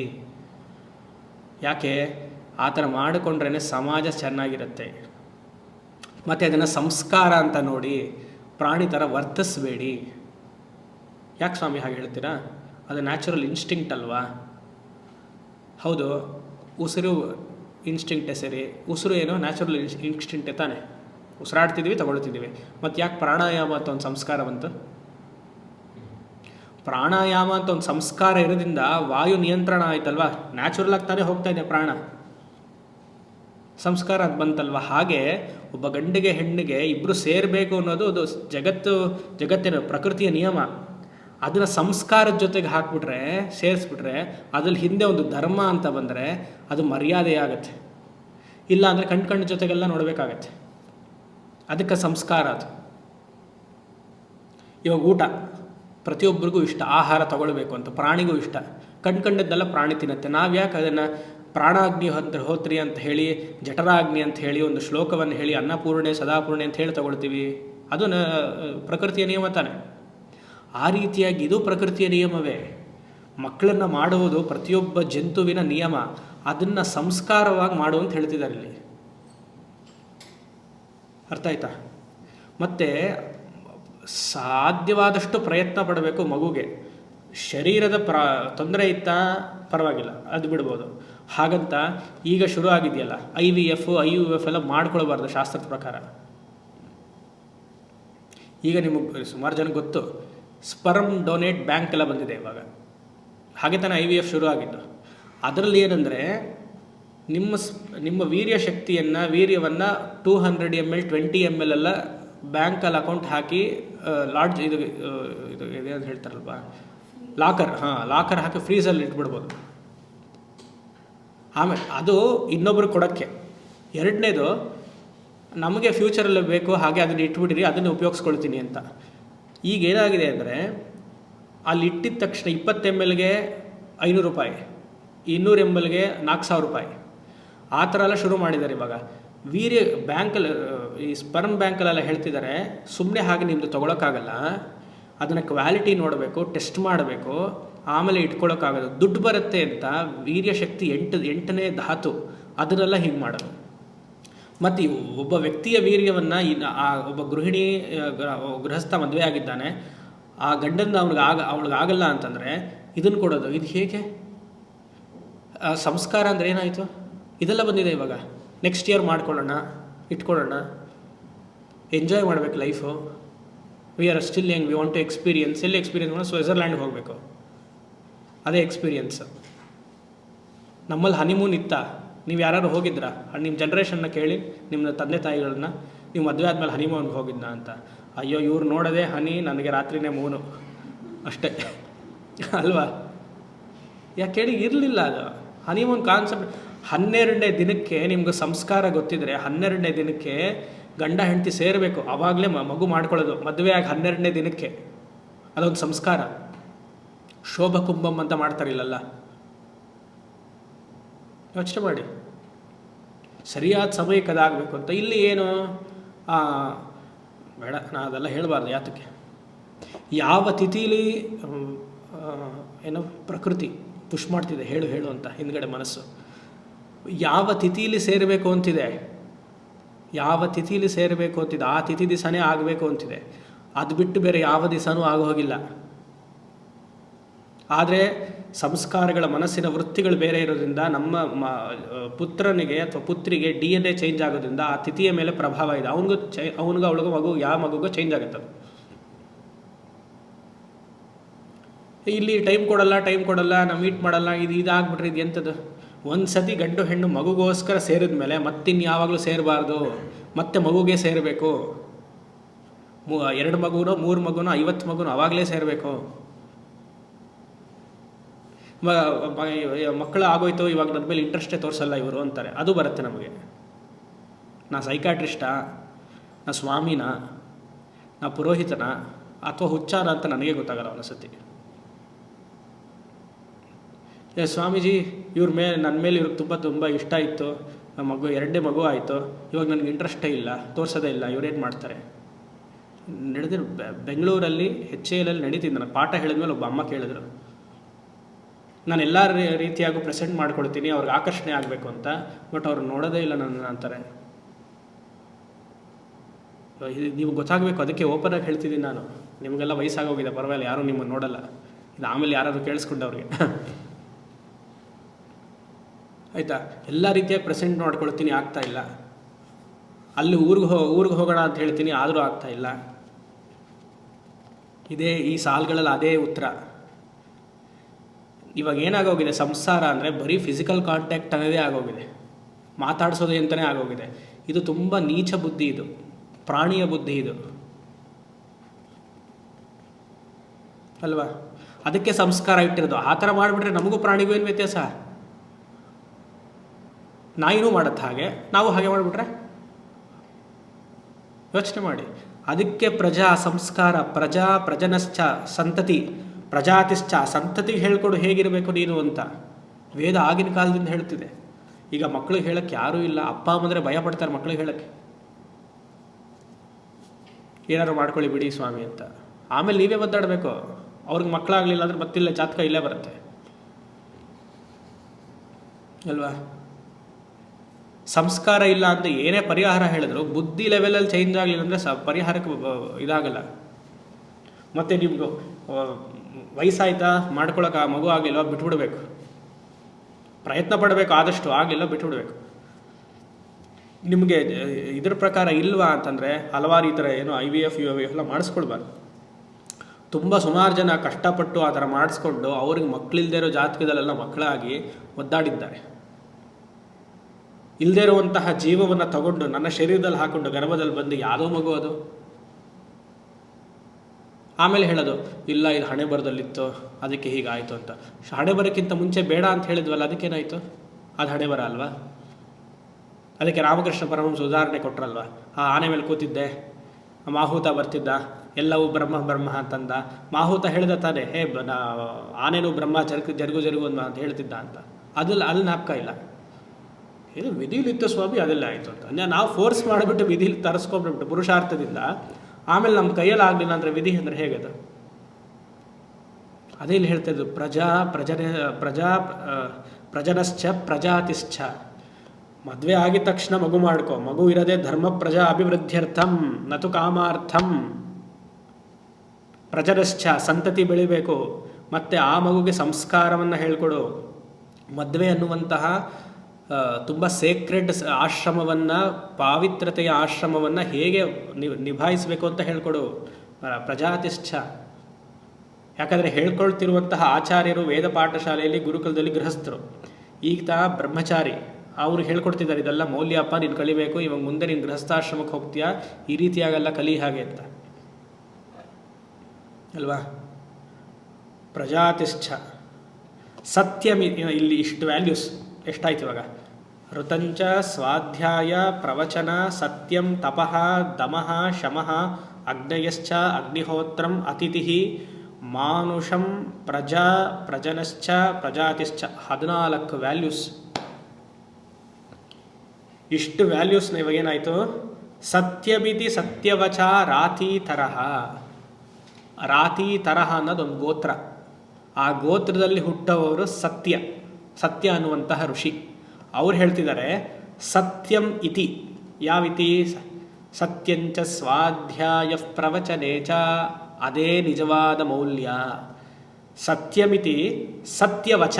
ಸತ್ಯ ಅನ್ನುವಂತಹ ಋಷಿ, ಅವರ ವಚಸ್ಸು, ಅವರ ವಾಕು ಏನು?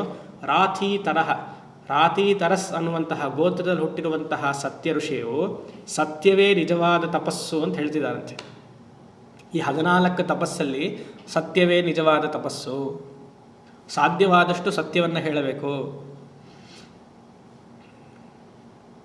ತಪ ಇನ್ನೊಬ್ಬರು ಋಷಿಗಳು. ತಪ ಇತಿ ತಪೋ ನಿತ್ಯ ಪೌರುಷಿಷ್ಟಿ. ಪೌರುಷಿಷ್ಟಿ ಅಂತ ಇನ್ನೊಬ್ಬರು ಋಷಿ. ಅವರು ಸತ್ಯ ತಪಸ್ಸು ಅಂತ ಹೇಳಿಲ್ಲ, ತಪಶ್ಚ ಇದೆಯಲ್ಲ ಅದೇ ನಿಜವಾದ ತಪಸ್ಸು. ಇಂದ್ರಿಯ ನಿಗ್ರಹ, ಕೃಚ್ಛ ಚಾಂದ್ರಾಯಣ ವ್ರತಗಳೇ ನಿಜವಾದ ತಪಸ್ಸು ಅಂತ ಅವರೊಂದು ಹೇಳಿದ್ರು. ತಪ ಇತಿ ತಪೋ ನಿತ್ಯ. ನಿತ್ಯ ತಪಸ್ಸನ್ನು ಮಾಡದೆ ಪೌರುಷಿಷ್ಟಿ. ಪೌರುಷಿಷ್ಟಿ ಅನ್ನೋದು ಋಷಿಯ ಹೆಸರು. ಸ್ವಾಧ್ಯಾಯ ಪ್ರವಚನ ಏವೇತಿ ನಾಕೋ ಮೌದ್ಗಲ್ಯ. ಮೌದ್ಗಲ್ಯ ಋಷಿ. ನಾಕೋ ಮೌದ್ಗಲ್ಯರು ಇನ್ನೊಂದು ಋಷಿ. ಅವರೇನು ಹೇಳ್ತಾರೆ? ಸ್ವಾಧ್ಯಾಯ ತಪಸ್ಸೇ ನಿಜವಾದು, ಅದೇ ಮಾಡು. ಇನ್ನೊಬ್ರು ತಪಸ್ಸು ಅಂತ, ಇನ್ನೊಬ್ರು ಸತ್ಯ ಅಂದರು. ಸ್ವಾಧ್ಯಾಯ ನಿತ್ಯ ಅಧ್ಯಯನ ಮಾಡೋದು, ನಿತ್ಯ ಅದಕ್ಕೆ ಪಾಠವನ್ನು ಹೇಳೋದು, ಅದೇ ನಿಜವಾದ ತಪಸ್ಸು. ನಾಕೋ ಮೌದ್ಗಲ್ಯ. ಮುದ್ಗಲ ಪುರಾಣ ಅಂತ ಪ್ರತ್ಯೇಕವಾಗಿದೆ, ಅದು ಗಣಪತಿಗೆ ಸಂಬಂಧಪಟ್ಟಿರೋದು, ಅದು ಬೇರೆ. ಆಮೇಲೆ ಏನು ಹೇಳ್ತಾರೆ? ತದ್ಧಿ ತಪಃ ತತ್ ಧಿ. ಈ 14 ಮೌಲ್ಯಗಳಿದೆಯಲ್ಲ ಅದೆಲ್ಲ ತಪಸ್ಸೆ, ಅದನ್ನೆಲ್ಲ ಆಚರಣೆ ಮಾಡಬೇಕು. ತದ್ಧಿ ತಪಃ ಆಚರಣೆ ಮಾಡಬೇಕು. ಸತ್ಯನೂ ಹೌದು ಅಂತ ಒಬ್ಬ ಋಷಿ ಹೇಳಿದ್ರು, ತಪಸ್ಸು ಅಂತ ಹೇಳಿದ್ರು. ಎಲ್ಲವೂ 14 ಆಚರಣೆ ಮಾಡಬೇಕು. ಆ ರೀತಿಯ ಮಾನುಷಂಚ ಪ್ರಜಾಚ. ಸೋಷಿಯಲ್ ಆಬ್ಲಿಗೇಷನು ತುಂಬ ಇಂಪಾರ್ಟೆಂಟ್ ಇವಾಗ. ಹೇಗೆ ನಾವು ನಮ್ಮ ನಮ್ಮ ಸಂಬಂಧಿಕರನ್ನ, ನಮ್ಮ ಸ್ನೇಹಿತರನ್ನು, ನನಗೆ ತೊಂದರೆ ಆಗಬಾರ್ದು, ನನಗೆ ಇನ್ನೊಬ್ಬರು ಹರ್ಟ್ ಮಾಡಬಾರ್ದು ಅನ್ನುವಂಥ ವೃತ್ತಿ ಇದ್ದರೆ ನಾನು ಇನ್ನೊಬ್ರಿಗೆ ಹರ್ಟ್ ಮಾಡಬಾರ್ದು. ನನಗೆ ಮಾತ್ರ ಯಾರು ಹರ್ಟ್ ಮಾಡಬಾರ್ದು, ಆದರೆ ನಾನು ಹೇಗೆ ಬೇಕಾದರೂ ಮಾತಾಡ್ಬೋದು. ಅಂದರೆ ಇನ್ನೊಬ್ಬರು ಮಾತಿಂದ ನನಗೆ ಹರ್ಟ್ ಆಗುತ್ತೆ ಅಂತಂದರೆ ನಾನು ಆ ರೀತಿಯಾಗಿ ಹರ್ಟ್ ಆಗದೇ ಇರೋ ಥರ ಮಾತಾಡಬೇಕು. ಆವಾಗ ನನಗೂ ರೆಸಿಪ್ರಿಕೇಷನ್ ಏನಾಗುತ್ತೆ, ಮೃದುವಾಗಿ ಮಾತಾಡ್ತಾರೆ. ಇಲ್ಲ ನಾನು ಹೇಗೆ ಬೇಕಾದರೂ ಮಾತಾಡ್ತೀನಿ, ನಾನು ಹೇಳೋದು ಹೇಳ್ಬಿಡ್ತೀನಿ. I want to express my thing, but you should express very politely ಸ್ವಾಮಿ. My nature you know, I can tell whatever I want, but you should tell very politely. ಆಯಿತು ಮಾಡಿ, ನಮ್ಮ ಹಣೆ ಬರ ಏನು ಮಾಡೋಕ್ಕಾಗತ್ತೆ ಅಷ್ಟೆ. ಇಲ್ಲಿಗೆ ಏನಾಯ್ತದು, ಒಂದು ಪೋರ್ಷನ್ ಮುಗೀತು. ಈಗ ನೆಕ್ಸ್ಟ್. ಅಹಂ ವೃಕ್ಷಸ್ಯ ರೇರಿವ ಕೀರ್ತಿಃ ಪೃಷ್ಠಂ ಗಿರೇರಿವ ಊರ್ಧ್ವಪವಿತ್ರೋ ವಾಜಿನೀವ ಸ್ವಮೃತಮಸ್ಮಿ ದ್ರವಿಣಗುಂ ಸವರ್ಚಸಂ ಸುಮೇಧಾ ಅಮೃತೋಕ್ಷಿತಃ ಇತಿ ತ್ರಿಶಂಕೋರ್ವೇದಾನುವಚನಂ. ಇಲ್ಲಿ ಆಚಾರ್ಯರು, ಶಂಕರಾಚಾರ್ಯರು ಏನು ಹೇಳ್ತಾರೆ ಅಂದರೆ, ಈ ಧರ್ಮಶಾಸ್ತ್ರ ಹಾಗೂ ಉಪಾಸನಾಶಾಸ್ತ್ರದಲ್ಲಿ ಮಧ್ಯದಲ್ಲಿ ಯಾಕೆ ವೇದಾಂತ ಬಂತು, ಯಾಕೆ ವೇದಾಂತ ಬಂತು ಅಂತ ಕೇಳಿದ ಪ್ರಶ್ನೆ ಮಾಡಿಕೊಂಡವ್ರು ಹೇಳ್ತಾರೆ, ಯಾರಿಗೆ ಸ್ವಾಧ್ಯಾಯ ಪ್ರವಚನ ನಿತ್ಯ ಮಾಡೋಕ್ಕಾಗಲ್ವೋ, ಯಾರು ವೇದಾಧ್ಯಯನ ಮಾಡಿಲ್ಲವೋ, ಎಲ್ಲರಿಗೂ ವೇದ ಬಂದ್ಬಿಡುತ್ತೆ ಅಂತ ಹೇಳೋಕ್ಕಾಗಲ್ಲ. ಬ್ರಾಹ್ಮಣ ಕುಟುಂಬದಲ್ಲಿ ಹುಟ್ಟಿಯೇ ಎಲ್ರಿಗೂ ಬರುತ್ತೆ ಅಂತ ಹೇಳೋಕ್ಕಾಗಲ್ಲ. ಕೆಲವ್ರಿಗೆಲ್ಲ ಅಂಗವಿಕಲತೆ ಇರುತ್ತೆ, ಅವರಿಗೆ ಸಂಧ್ಯಾ ವಂದನೆ ಮಾಡೋದು ಕಷ್ಟ. ಅವಾಗೆಲ್ಲ ಏನು ಮಾಡಬೇಕು, ಅಪ್ಪ ಮಾಡಬೇಕು, ಅಣ್ಣ ಇದ್ದರೆ ಅಣ್ಣ ಮಾಡಬೇಕು, ತಮ್ಮ ಇದ್ದರೆ ತಮ್ಮ ಮಾಡಬೇಕು. ಇವಾಗ ಒಬ್ಬರಿಗೆ ಮೂಕಪ್ಪ, ಅವ್ನಿಗೆ ಮಾತೇ ಬರಲ್ಲ, ಬ್ರಾಹ್ಮಣ ಕುಟುಂಬದಲ್ಲಿ ಹುಟ್ಟಿದ್ದಾನೆ, ಅವ್ನಿಗೆ ವೇದಾಧ್ಯಯನ ಇದೆಯಾ ಇಲ್ವಾ? ಯಾಕಂದರೆ ವೇದ ಹೇಳುತ್ತೆ, ಇದು ಧರ್ಮಶಾಸ್ತ್ರ ಹೇಳುತ್ತೆ ವೇದ ಹೇಳಬೇಕು ಅಂತ, ಇವನಿಗೆ ಬರಲ್ಲ, ಅಪ್ಪ ಮಾಡಬೇಕು ಅಂತಿದೆ. ಕೈ ಇಲ್ಲ ಅವನಿಗೆ, ಕೈ ಇಲ್ಲ ಕಾಲಿಲ್ಲ ಬಿಡಿ, ಹುಷಾರಿಲ್ಲ, ತಪ್ತು. ನಿತ್ಯ ಕರ್ಮ ಹುಷಾರು ತಪ್ತು. ನಿಮಗೆ ಜ್ವರ ಬಂತಪ್ಪ, ಯಾರು ಮಾಡಬೇಕು ಸಂಧ್ಯಾ ವಂದನೆ? ಬಿಡೋ ಹಾಗಿಲ್ಲ. ನಿಮಗೆ ತಂದೆ ಇದ್ದರೆ ತಂದೆ ಮಾಡಬೇಕು, ನಿಮಗೆ ಮಗ ಇದ್ದರೆ ಮಗ ಮಾಡಬೇಕು. ಅವನ ಸಂಧ್ಯಾ ವಂದನೆ ಅಥವಾ ಅವರ ಸಂಧ್ಯಾ ವಂದನೆಯನ್ನು ಮುಗಿಸ್ಕೊಂಡು ನಿಮ್ಮ ಹೆಸರಲ್ಲಿ ಸಂಕಲ್ಪ ಮಾಡಿ ಅವ್ರು ಮಾಡಬೇಕು. ಅದೆಲ್ಲ ಮಾಡಿ ಅರ್ಘ್ಯ ಪ್ರದಾನ ಹಾಸಿಗೆ ಮೇಲೆ ಮಲ್ಕೊಂಡಿದ್ರೆ ಅವ್ರ ಕೈಯಲ್ಲಿ ಕೊಡಬೇಕು. ಅವ್ರ ಕೈಯಲ್ಲಿ ನೀವು ಕೆಳಗಡೆ ಬಟ್ಲಿಟ್ಕೊಂಡು ಕೊಡಿಸ್ಬೇಕು. ಪ್ರಾತಃ ಸಂಧ್ಯಾ ಮುಗಿಸಿದ್ದೀರಿ ಅಂತ ಹೇಳಬೇಕು. ನಿತ್ಯ ಕರ್ಮಕ್ಕೆ ಅಷ್ಟು ಇಂಪಾರ್ಟೆಂಟ್. ಟ್ರಾವೆಲ್ ಮಾಡಿದಾಗ ಸಂಧ್ಯಾ ವಂದನೆ ಮಾಡಲ್ಲ, ಹುಷಾರಿಲ್ಲಾಗ ಸಂಧ್ಯಾ ವಂದನೆ ಮಾಡಲ್ಲ, ತುಂಬ ಸಂತೋಷವಾಗಿದ್ದ ಸಂಧ್ಯಾ ವಂದನೆ ಮಾಡಲ್ಲ ಅಲ್ವಾ? ಬಿಡೋ ಹಾಗಿಲ್ಲ. ಅಷ್ಟು ಮಹತ್ವ ಕೊಟ್ಟಿದ್ದಾರೆ. ನಿತ್ಯ ಕರ್ಮ ಒಂದು ದಿವಸ ಬಿಡಬಾರ್ದು ಅಂತ. ಆಯ್ತು, ಯಾವುದೋ ಅಂಗವಿಕಲತೆ ಇತ್ತು, ಯಾವ ಅಂಗವಿಕಲತೆಯೂ ಇಲ್ಲ, ಆದರೆ ನಾಲ್ಗೆ ಹೊರಡ್ತಾ ಇಲ್ಲ, ಅವಾಗೇನು ಮಾಡಬೇಕು?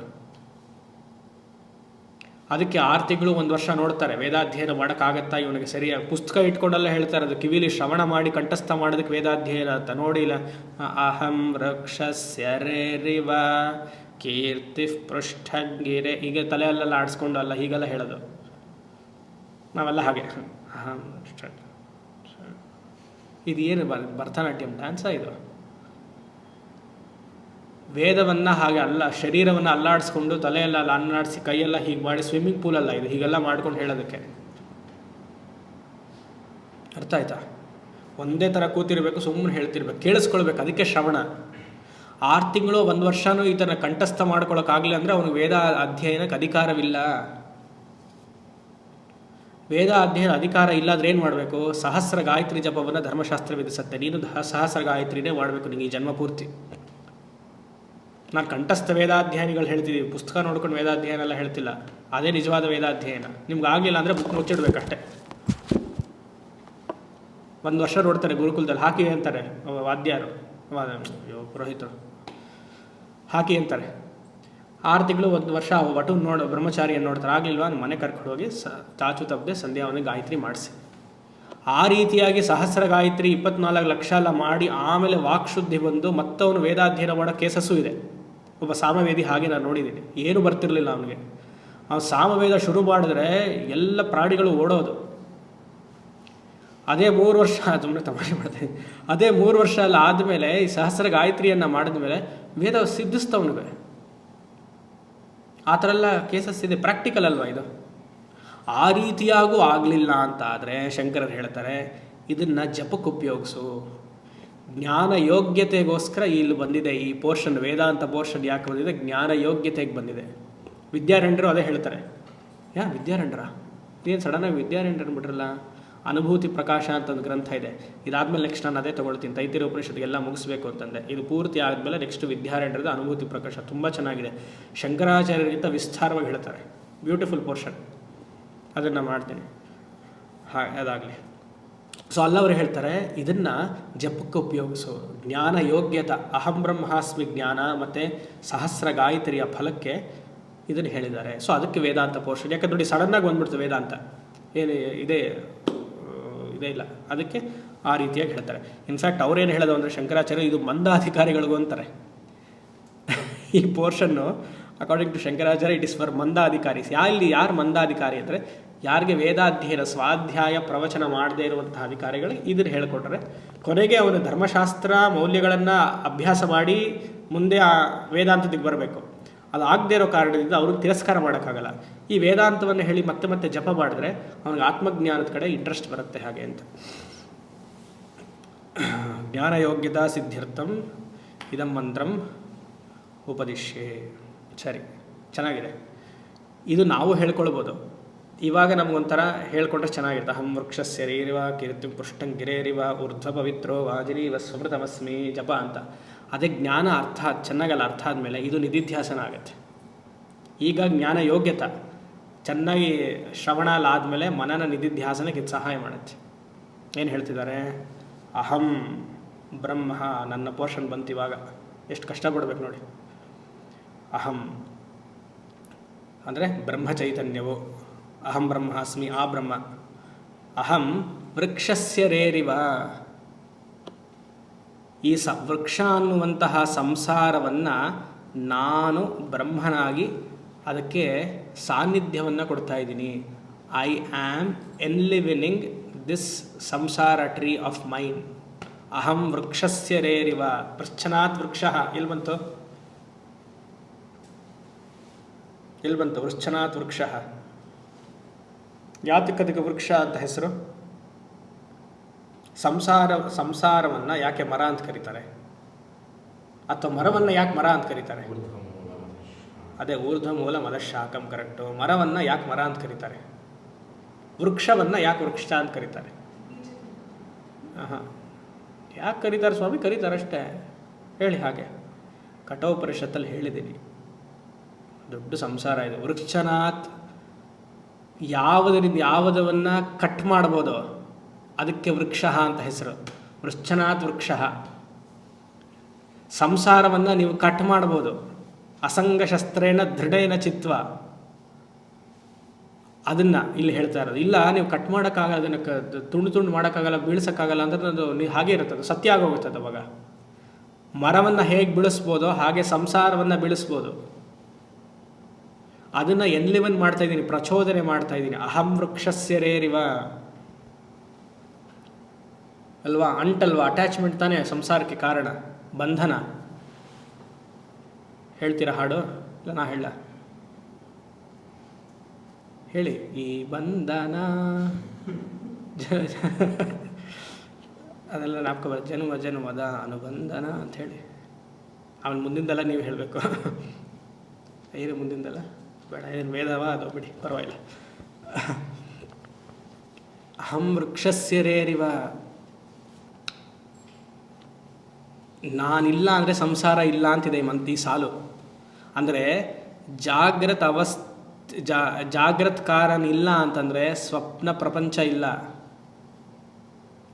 If there is no waker, there is no dream state.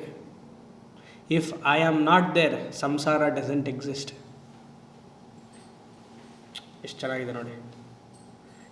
ಯಾರು ಪ್ರಚೋದನೆ ಮಾಡ್ತಿರೋದು ಸಂಸಾರವನ್ನು? ನಾನು. ನಾವು ಪ್ರಚೋದನೆ ಮಾಡ್ತಿದ್ದೀವಿ ಅಂದರೆ ನಿಮ್ಮ ಕೈಲಿದೆ ಸಂಸಾರವನ್ನು ಹೇಗೆ ನಡೆಸೋದು ಅಂತ. ಅದನ್ನು ಕಟ್ ಮಾಡಬೇಕಾ ಬೆಳೆಸ್ಬೇಕಾ ಅನ್ನೋದು ನಿಮ್ಮ ಕೈಲಿದೆ. ಅದನ್ನು ನೀವು ಮರವನ್ನು ಕತ್ರಿ ತೊಗೊಂಡು ಹೊಡಿತೀರಾ, ಕಟ್ ಆಗುತ್ತೋ ಬಿಡುತ್ತೋ. ಹಾಗೆ ಇಲ್ಲಿ ತೊಗೊಂಡು ಹೊಡಿಬಾರ್ದು ಯಾರನ್ನೋ. ಮನಸ್ಸಿನಲ್ಲಿ ಅಸಂಗ ಶಸ್ತ್ರೇಣ ದೃಢೇನ ಚಿತ್ವ, ಅಸಂಗ ಅನ್ನುವಂತಹ ವೈರಾಗ್ಯ ಅನ್ನುವಂತಹ ವೃತ್ತಿಯೇ ಚಾಕು. ಎಲ್ಲಿವರೆಗೂ ನೀವು ಅದಕ್ಕೆ ಅಸ್ತಿತ್ವವನ್ನು ಕೊಡ್ತಿದ್ದೀರೋ ಅಲ್ಲಿವರೆಗೂ ಇರುತ್ತೆ. ನೀವು ಅದನ್ನು ಬೇಡ ಅಂತಂದ್ರೆ ಬೇಡ. ಅಂದರೆ ಆತ್ಮಜ್ಞಾನ ಸ್ಥಿತಿ ಇದು. ಅಹಂ ವೃಕ್ಷಸ್ಯ ರೇರಿವ ಕೀರ್ತಿಂ ಪೃಷ್ಠಂ ಗಿರೇರಿವ, ಗಿರೇಹೇ ಇವ, ಪರ್ವತದಂತೆ ನನ್ನ ಹೆಸರುಗಳು, ಕೀರ್ತಿ ಫೇಮ್ ಅಲ್ಲಿವರೆಗೂ ಪರ್ವತದಂತೆ ಹೋಗಿದೆಯಂತೆ. ಯಾಕಂದರೆ ನೀವು ಬ್ರಹ್ಮಜ್ಞಾನಿ ಅಲ್ವಾ. ಆ ರೀತಿಯಾಗಿ ಊರ್ಧ್ವ ಪವಿತ್ರೋ ವಾಚಿನೀವ ಸ್ವಮೃತಮಸ್ಮಿ. ಊರ್ಧ್ವ ಅಂದರೆ ಇಲ್ಲಿ ಕಾರಣ ಅಂತ ಅರ್ಥ. ಊರ್ಧ್ವ ಇಸ್ ಈಕ್ವಲ್ ಟು ಕಾರಣಂ. ಪವಿತ್ರ ಅಹಂ ಅಹಂ ಪವಿತ್ರ ಅಸ್ಮಿ. ಪವಿತ್ರಾಣಾಂ ಪವಿತ್ರಮ್ಯೋ ಮಂಗಳಾನಾಂಚ ಮಂಗಳಂ. ನಾನು ಕಾರಣರೂಪವಾಗಿ ಬ್ರಹ್ಮರೂಪವಾಗಿದ್ದೀನಿ, ಪವಿತ್ರನಾಗಿದ್ದೀನಿ. ವಾಜಿನೀವ, ವಾಜಿ ಅಂತಂದರೆ ಸೂರ್ಯನಿಗೊಂದು ಹೆಸರು ವಾಜಿ. ವಾಜಶ್ರವಸಃ ಸರ್ವವೇದಸಂ ದದೌ, ಅಲ್ಲಿ ನೋಡಿದ್ವಲ್ಲ ಕಠೋಪನಿಷತ್ತಲ್ಲಿ ವಾಜಸ್ರವ. ಅದಕ್ಕೆ ರುದ್ರ ಆದಮೇಲೆ ಏನು ಬರುತ್ತೆ? ಚಮಕ. ವಾಜಶ್ಚಮೆ ಪ್ರಸವಶ್ಚಮೆ. ರುದ್ರ ನಮಸ್ಕಾರ ಮಾಡಿದ ತಕ್ಷಣವೇ ವಾಜಶ್ಚಮೆ, ಅನ್ನವನ್ನು ಕೊಡು. ವಾಜಃ ಅಂದರೆ ಅನ್ನ. ಇಲ್ಲಿ ವಾಜಃ ಅಂದರೆ ಸೂರ್ಯನಿಗೆ ಹೆಸರು. ಸೂರ್ಯ ಅನ್ನವನ್ನು ಪೋಷಣೆ ಮಾಡ್ತಾನೆ ಅಂತ, ಅದಕ್ಕೆ ಇಲ್ಲಿ ವಾಜಿನೀವ ವಾಜಶ್ಚಮೆ. ವಾಜಿನೀವ ಸ್ವಂ ಅಮೃತಮಸ್ಮಿ. ಸ್ವಂ ಅಮೃತಃ. ಅಮೃತಃ ಅಂದರೆ ಆತ್ಮತತ್ವಂ. ವಾಜಿನಿ, ವಾಜಪೇಯ ಯಾಗ ಎಲ್ಲ ಮಾಡ್ತಾರಲ್ಲ ಅವ್ರಿಗೆಲ್ಲ ಇದೇ ಹೆಸರು ವಾಜಪೇಯ. ಅಂದರೆ ಆ ವಾಜಪೇಯ ಯಾಗದಲ್ಲಿ ಹಲವಾರು ದ್ರವ್ಯದ ಜೊತೆಗೆ ಆ ಯಾಗದಲ್ಲಿ ಗಂಜಿಯನ್ನು ಕೊಡಬೇಕು ಅಂತಿದೆ. ಬಾರ್ಲಿ ಗಂಜಿ, ಈ ಅಗ್ನಿಗೆ ನೈವೇದ್ಯ, ಅದನ್ನು ತಗೊಂಡು ಪ್ರಸಾದ ಮಾಡೋದಕ್ಕೆ ವಾಜಪೇಯಿ ಯಾಗ, ದೊಡ್ಡ ಯಾಗ ಅದು. ಸ್ವಂ ಅಮೃತಮಸ್ಮಿ. ಅಮೃತ. ಆಮೇಲೆ ದ್ರವಿಣಂ ಸವರ್ಚಸಂ. ದ್ರವಿಣಂ ಅಂದರೆ ಧನ. ಸವರ್ಚಸಂ ಅಂದರೆ ಜ್ಞಾನವೃತ್ತಿ. ನಿಜವಾದ ಜ್ಞಾನವೃತ್ತಿ ಯಾವುದು ಅಂದರೆ ಹಣ. ವೃತ್ತಿಯೇ ಹಣ. ಹಣ ಅಂದರೆ ಧನಂ. ಆತ್ಮತತ್ವ ಅನ್ನುವಂತಹ ವೃತ್ತಿ ಮನಸ್ಸಿನಲ್ಲಿದ್ದರೆ ಅದೇ ನಿಜವಾದ ದ್ರವಿಣ. ತ್ವಮೇವ ಮಾತಾ ಚ ಪಿತಾ ತ್ವಮೇವ, ತ್ವಮೇವ ಬಂಧುಶ್ಚ ಸಖಾ ತ್ವಮೇವ, ತ್ವಮೇವ ವಿದ್ಯಾ. ಅದೇ ಅದು ರಾಗವಾಗಿ ಹೇಳಬೇಕು. ಮೈಯೆಲ್ಲ ಈ ಥರ ಏನದು ಭುಜಂಗಾಸನ ಮಾಡ್ಕೊಂಡು ಹೇಳಬೇಕು. ಯಾವುದೋ ಈ ತ್ವಮೇವ ಮಾತಾ ನೋಡಿ, ನಾ ಇಲ್ಲಿ ಇವಾಗಿದ್ದೀನಿ. ಇಲ್ಲಿ ನೋಡ್ರಿ ಒಂದು ನಿಮಿಷ. ತ್ವಮೇವ ಮಾತಾ, ಈ ಭುಜಂಗಾಸನ ಹೀಗೆ ತಾನೆ, ಹೀಗೆ ಮಾಡೋದು ಭುಜಂಗಾಸನ. ತ್ವಮೇವ ಮಾತಾ ಪಿತಾ ತ್ವಮೇವ ಬಂಧು. ಸುಮ್ಮನೆ ಹೇಳಬೇಕಷ್ಟೆ. ದ್ರವಿಣಂ ತ್ವಮೇವ, ಅದೊಂದು ರಾಗ. ಅಯ್ಯೋ ಪಾಪ ಅವೆಲ್ಲರೂ ಮುಖಗಳು ನೋಡ್ಬೇಕು ನೀವು ಅದು ಹೇಳ್ತಿರ್ಬೇಕಂದ್ರೆ. ಏನೋ ಪಾಪ ಎಲ್ಲ ನೀವೇ ಗುರುವೇ ನೀವೇ ಶರಣಾಗತಿ ಅಂತ, ಅಥವಾ ನೀವೇ ಶರಣಾಗತಿನ, ಅಥವಾ ಈ ಗುರುಗಳು ಯಾಕೆ ಸಿಕ್ಕಿದ್ರಾ ಅಂತ ಅದು ಗೊತ್ತಾಗಲ್ಲ. ಮನಸ್ಸಿನಲ್ಲಿ ಯಾವ ವೃತ್ತಿ ಇದೆ ಅಂತ ಅಲ್ವಾ. ದ್ರವಿಣ ಅಂದರೆ ಸಂಪತ್ತು ಅಂತ. ಇಲ್ಲಿ ಆ ವೇದಾಂತ ವೃತ್ತಿಯಲ್ಲಿರುವಂತಹ ಸಂಪತ್ತು ಯಾವುದೋ ಅಖಂಡಾಕಾರ ವೃತ್ತಿಯೇ ಸಂಪತ್ತು. ದ್ರವಿಣಂ ಸವರ್ಚಸಂ. ಸವರ್ಚಸಂ ಗ್ಲೋರಿ. ಸವರ್ಚ ಜ್ಞಾನಸ್ವರೂಪ, ಅಖಂಡಾಕಾರ ವೃತ್ತಿ ಅಷ್ಟೆ. ಸುಮೇಧ ಅಮೃತೋಕ್ಷಿತ.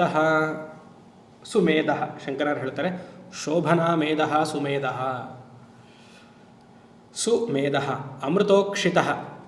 ಅಮೃತ ಸ್ವರೂಪನಾಗಿದ್ದೀನಿ. ಅನಂತತ್ವಾತ್. ಅಮೃತ ಅಂದರೆ ಸತ್ಯಂ ಜ್ಞಾನಂ ಅನಂತಂ. ಅದಕ್ಕೆ ಇಲ್ಲಿ ಅನಂತತ್ವಾತ್ಗೆ ಅಮೃತ. ಅಕ್ಷಿತ ಅಂತ ಇದೆ. ಎರಡು ರೀತಿಯಾಗಿ ಇದನ್ನು ವಿಭಜನೆ ಮಾಡ್ಬೋದು. ಅಮೃತ ಅಕ್ಷಿತ, ಅಮೃತ ಉಕ್ಷಿತ ಎರಡಿದೆ. ಸೊ ಅಕ್ಷಿತ ಅಂತ ಮಾಡಿದ್ರೆ ಯಾವ ಹುಟ್ಟು ಸಾವು ಇಲ್ಲವೋ, ಆತ್ಮಸ್ವರೂಪವಾಗಿರುವಂಥ ನನಗೆ ಜನ್ಮ ಹಾಗೂ ಮರಣ ಇಲ್ಲ, ಅದಕ್ಕೆ ಅಕ್ಷಿತ ಅಂತ. ಫ್ರೀ ಫ್ರಮ್ ಡಿಕೆ, ಅದೊಂದು ಅರ್ಥ. ಇನ್ನೊಂದು ಅಮೃತ ಉಕ್ಷಿತ ಅಂದರೆ, ಉಕ್ಷಿತ ಅಂದರೆ ಅದ್ದದು ಅಂತ ಅರ್ಥ. ಸೋಕಿಂಗ್, ಅದ್ದದು. ಅಮೃತತ್ವದಲ್ಲಿ ನನ್ನನ್ನು ನಾನು ಅದ್ದಿಸ್ಕೊಂಡಿದ್ದೀನಿ. ಜ್ಞಾನ ವೃತ್ತಿಯಲ್ಲಿ ಸ್ನಾನವನ್ನು ಮಾಡಿದ್ದೀನಿ. ಆಯಿತಾ. ಅದಕ್ಕೆ ಸೋಕ್ಡ್ ಇನ್ ಇಮ್ಮೋರ್ಟ್ಯಾಲಿಟಿ. ಒಂದು ಜನ್ಮ ಹಾಗೂ ಮರಣರಹಿತ, ಇನ್ನೊಂದು ಆ ಆತ್ಮಜ್ಞಾನ ವೃತ್ತಿಯಲ್ಲಿ ಸ್ನಾನವನ್ನು ಮಾಡಿದ್ದೀನಿ. ಅಮೃತೋಕ್ಷಿತಃ, ಚೆನ್ನಾಗಿದೆ ನೋಡಿ. ಇತಿ ಯಾರು ಹೇಳಿದ್ರು ಇದನ್ನು? ಇತಿ ತ್ರಿಶಂಕೋರ್ ವೇದಾನುವಚನಂ. ತ್ರಿಶಂಕು ಅನ್ನುವಂತಹ ಮಹರ್ಷಿ ವೇದಾನುವಚನಂ ಅವ್ರು ಕೊಟ್ಟಿರುವಂತಹ ಮಾತಂತ ಇದು. ವಿಶ್ವಾಮಿತ್ರನೇ ತ್ರಿಶಂಕು ಅಲ್ಲ, ಇದು ಬೇರೆ ಇನ್ನೊಬ್ಬರು. ಇತಿ ತ್ರಿಶಂಕೋರ್ ವೇದಾನುವಚನಂ, ಬ್ರಹ್ಮಜ್ಞಾನದ ಸಂದೇಶ ಅವರು ಕೊಟ್ಟಿದ್ದಾರೆ ಅಂತ. ಇದಕ್ಕೆ ಇನ್ನೊಬ್ಬರು ಆಚಾರ್ಯರು ಹೇಳ್ತಾರೆ ಸುಮೇಧ ಅಮೃತೋಕ್ಷಿತ ಅಂತ, ಅದು ಚೆನ್ನಾಗಿದೆ.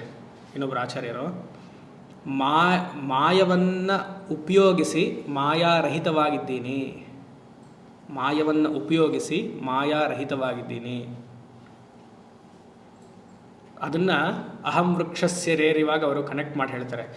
ಮಾಯವನ್ನು ಆಧರಿಸಿ ಅಥವಾ ಉಪಯೋಗಿಸಿ ಸಂಸಾರವನ್ನು ಬೆಳಗ್ತಾ ಇದ್ದೀನಿ, ಆದರೆ ನನಗೆ ಸಂಸಾರದ ಯಾವ ಅಂಟೂ ಇಲ್ಲ, ನಾನು ಅಸಂಗವಾಗಿದ್ದೀನಿ.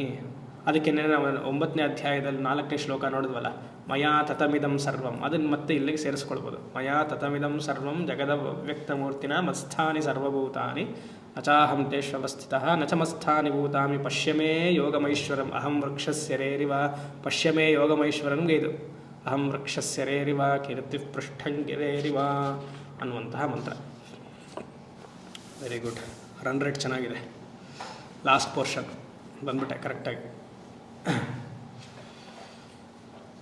ಹಾಂ, ಆಗೋಗುತ್ತೆ ಇನ್ನೊಂದು 15-20 ನಿಮಿಷ, ಮ್ಯಾಕ್ಸಿಮಮ್ ಅರ್ಧ ಗಂಟೆ. ಕೊನೆಯ ಪೋರ್ಷನ್ ವೇದಮನು, ಒಟ್ಟಿಗೆ ಹೇಳೋಣ.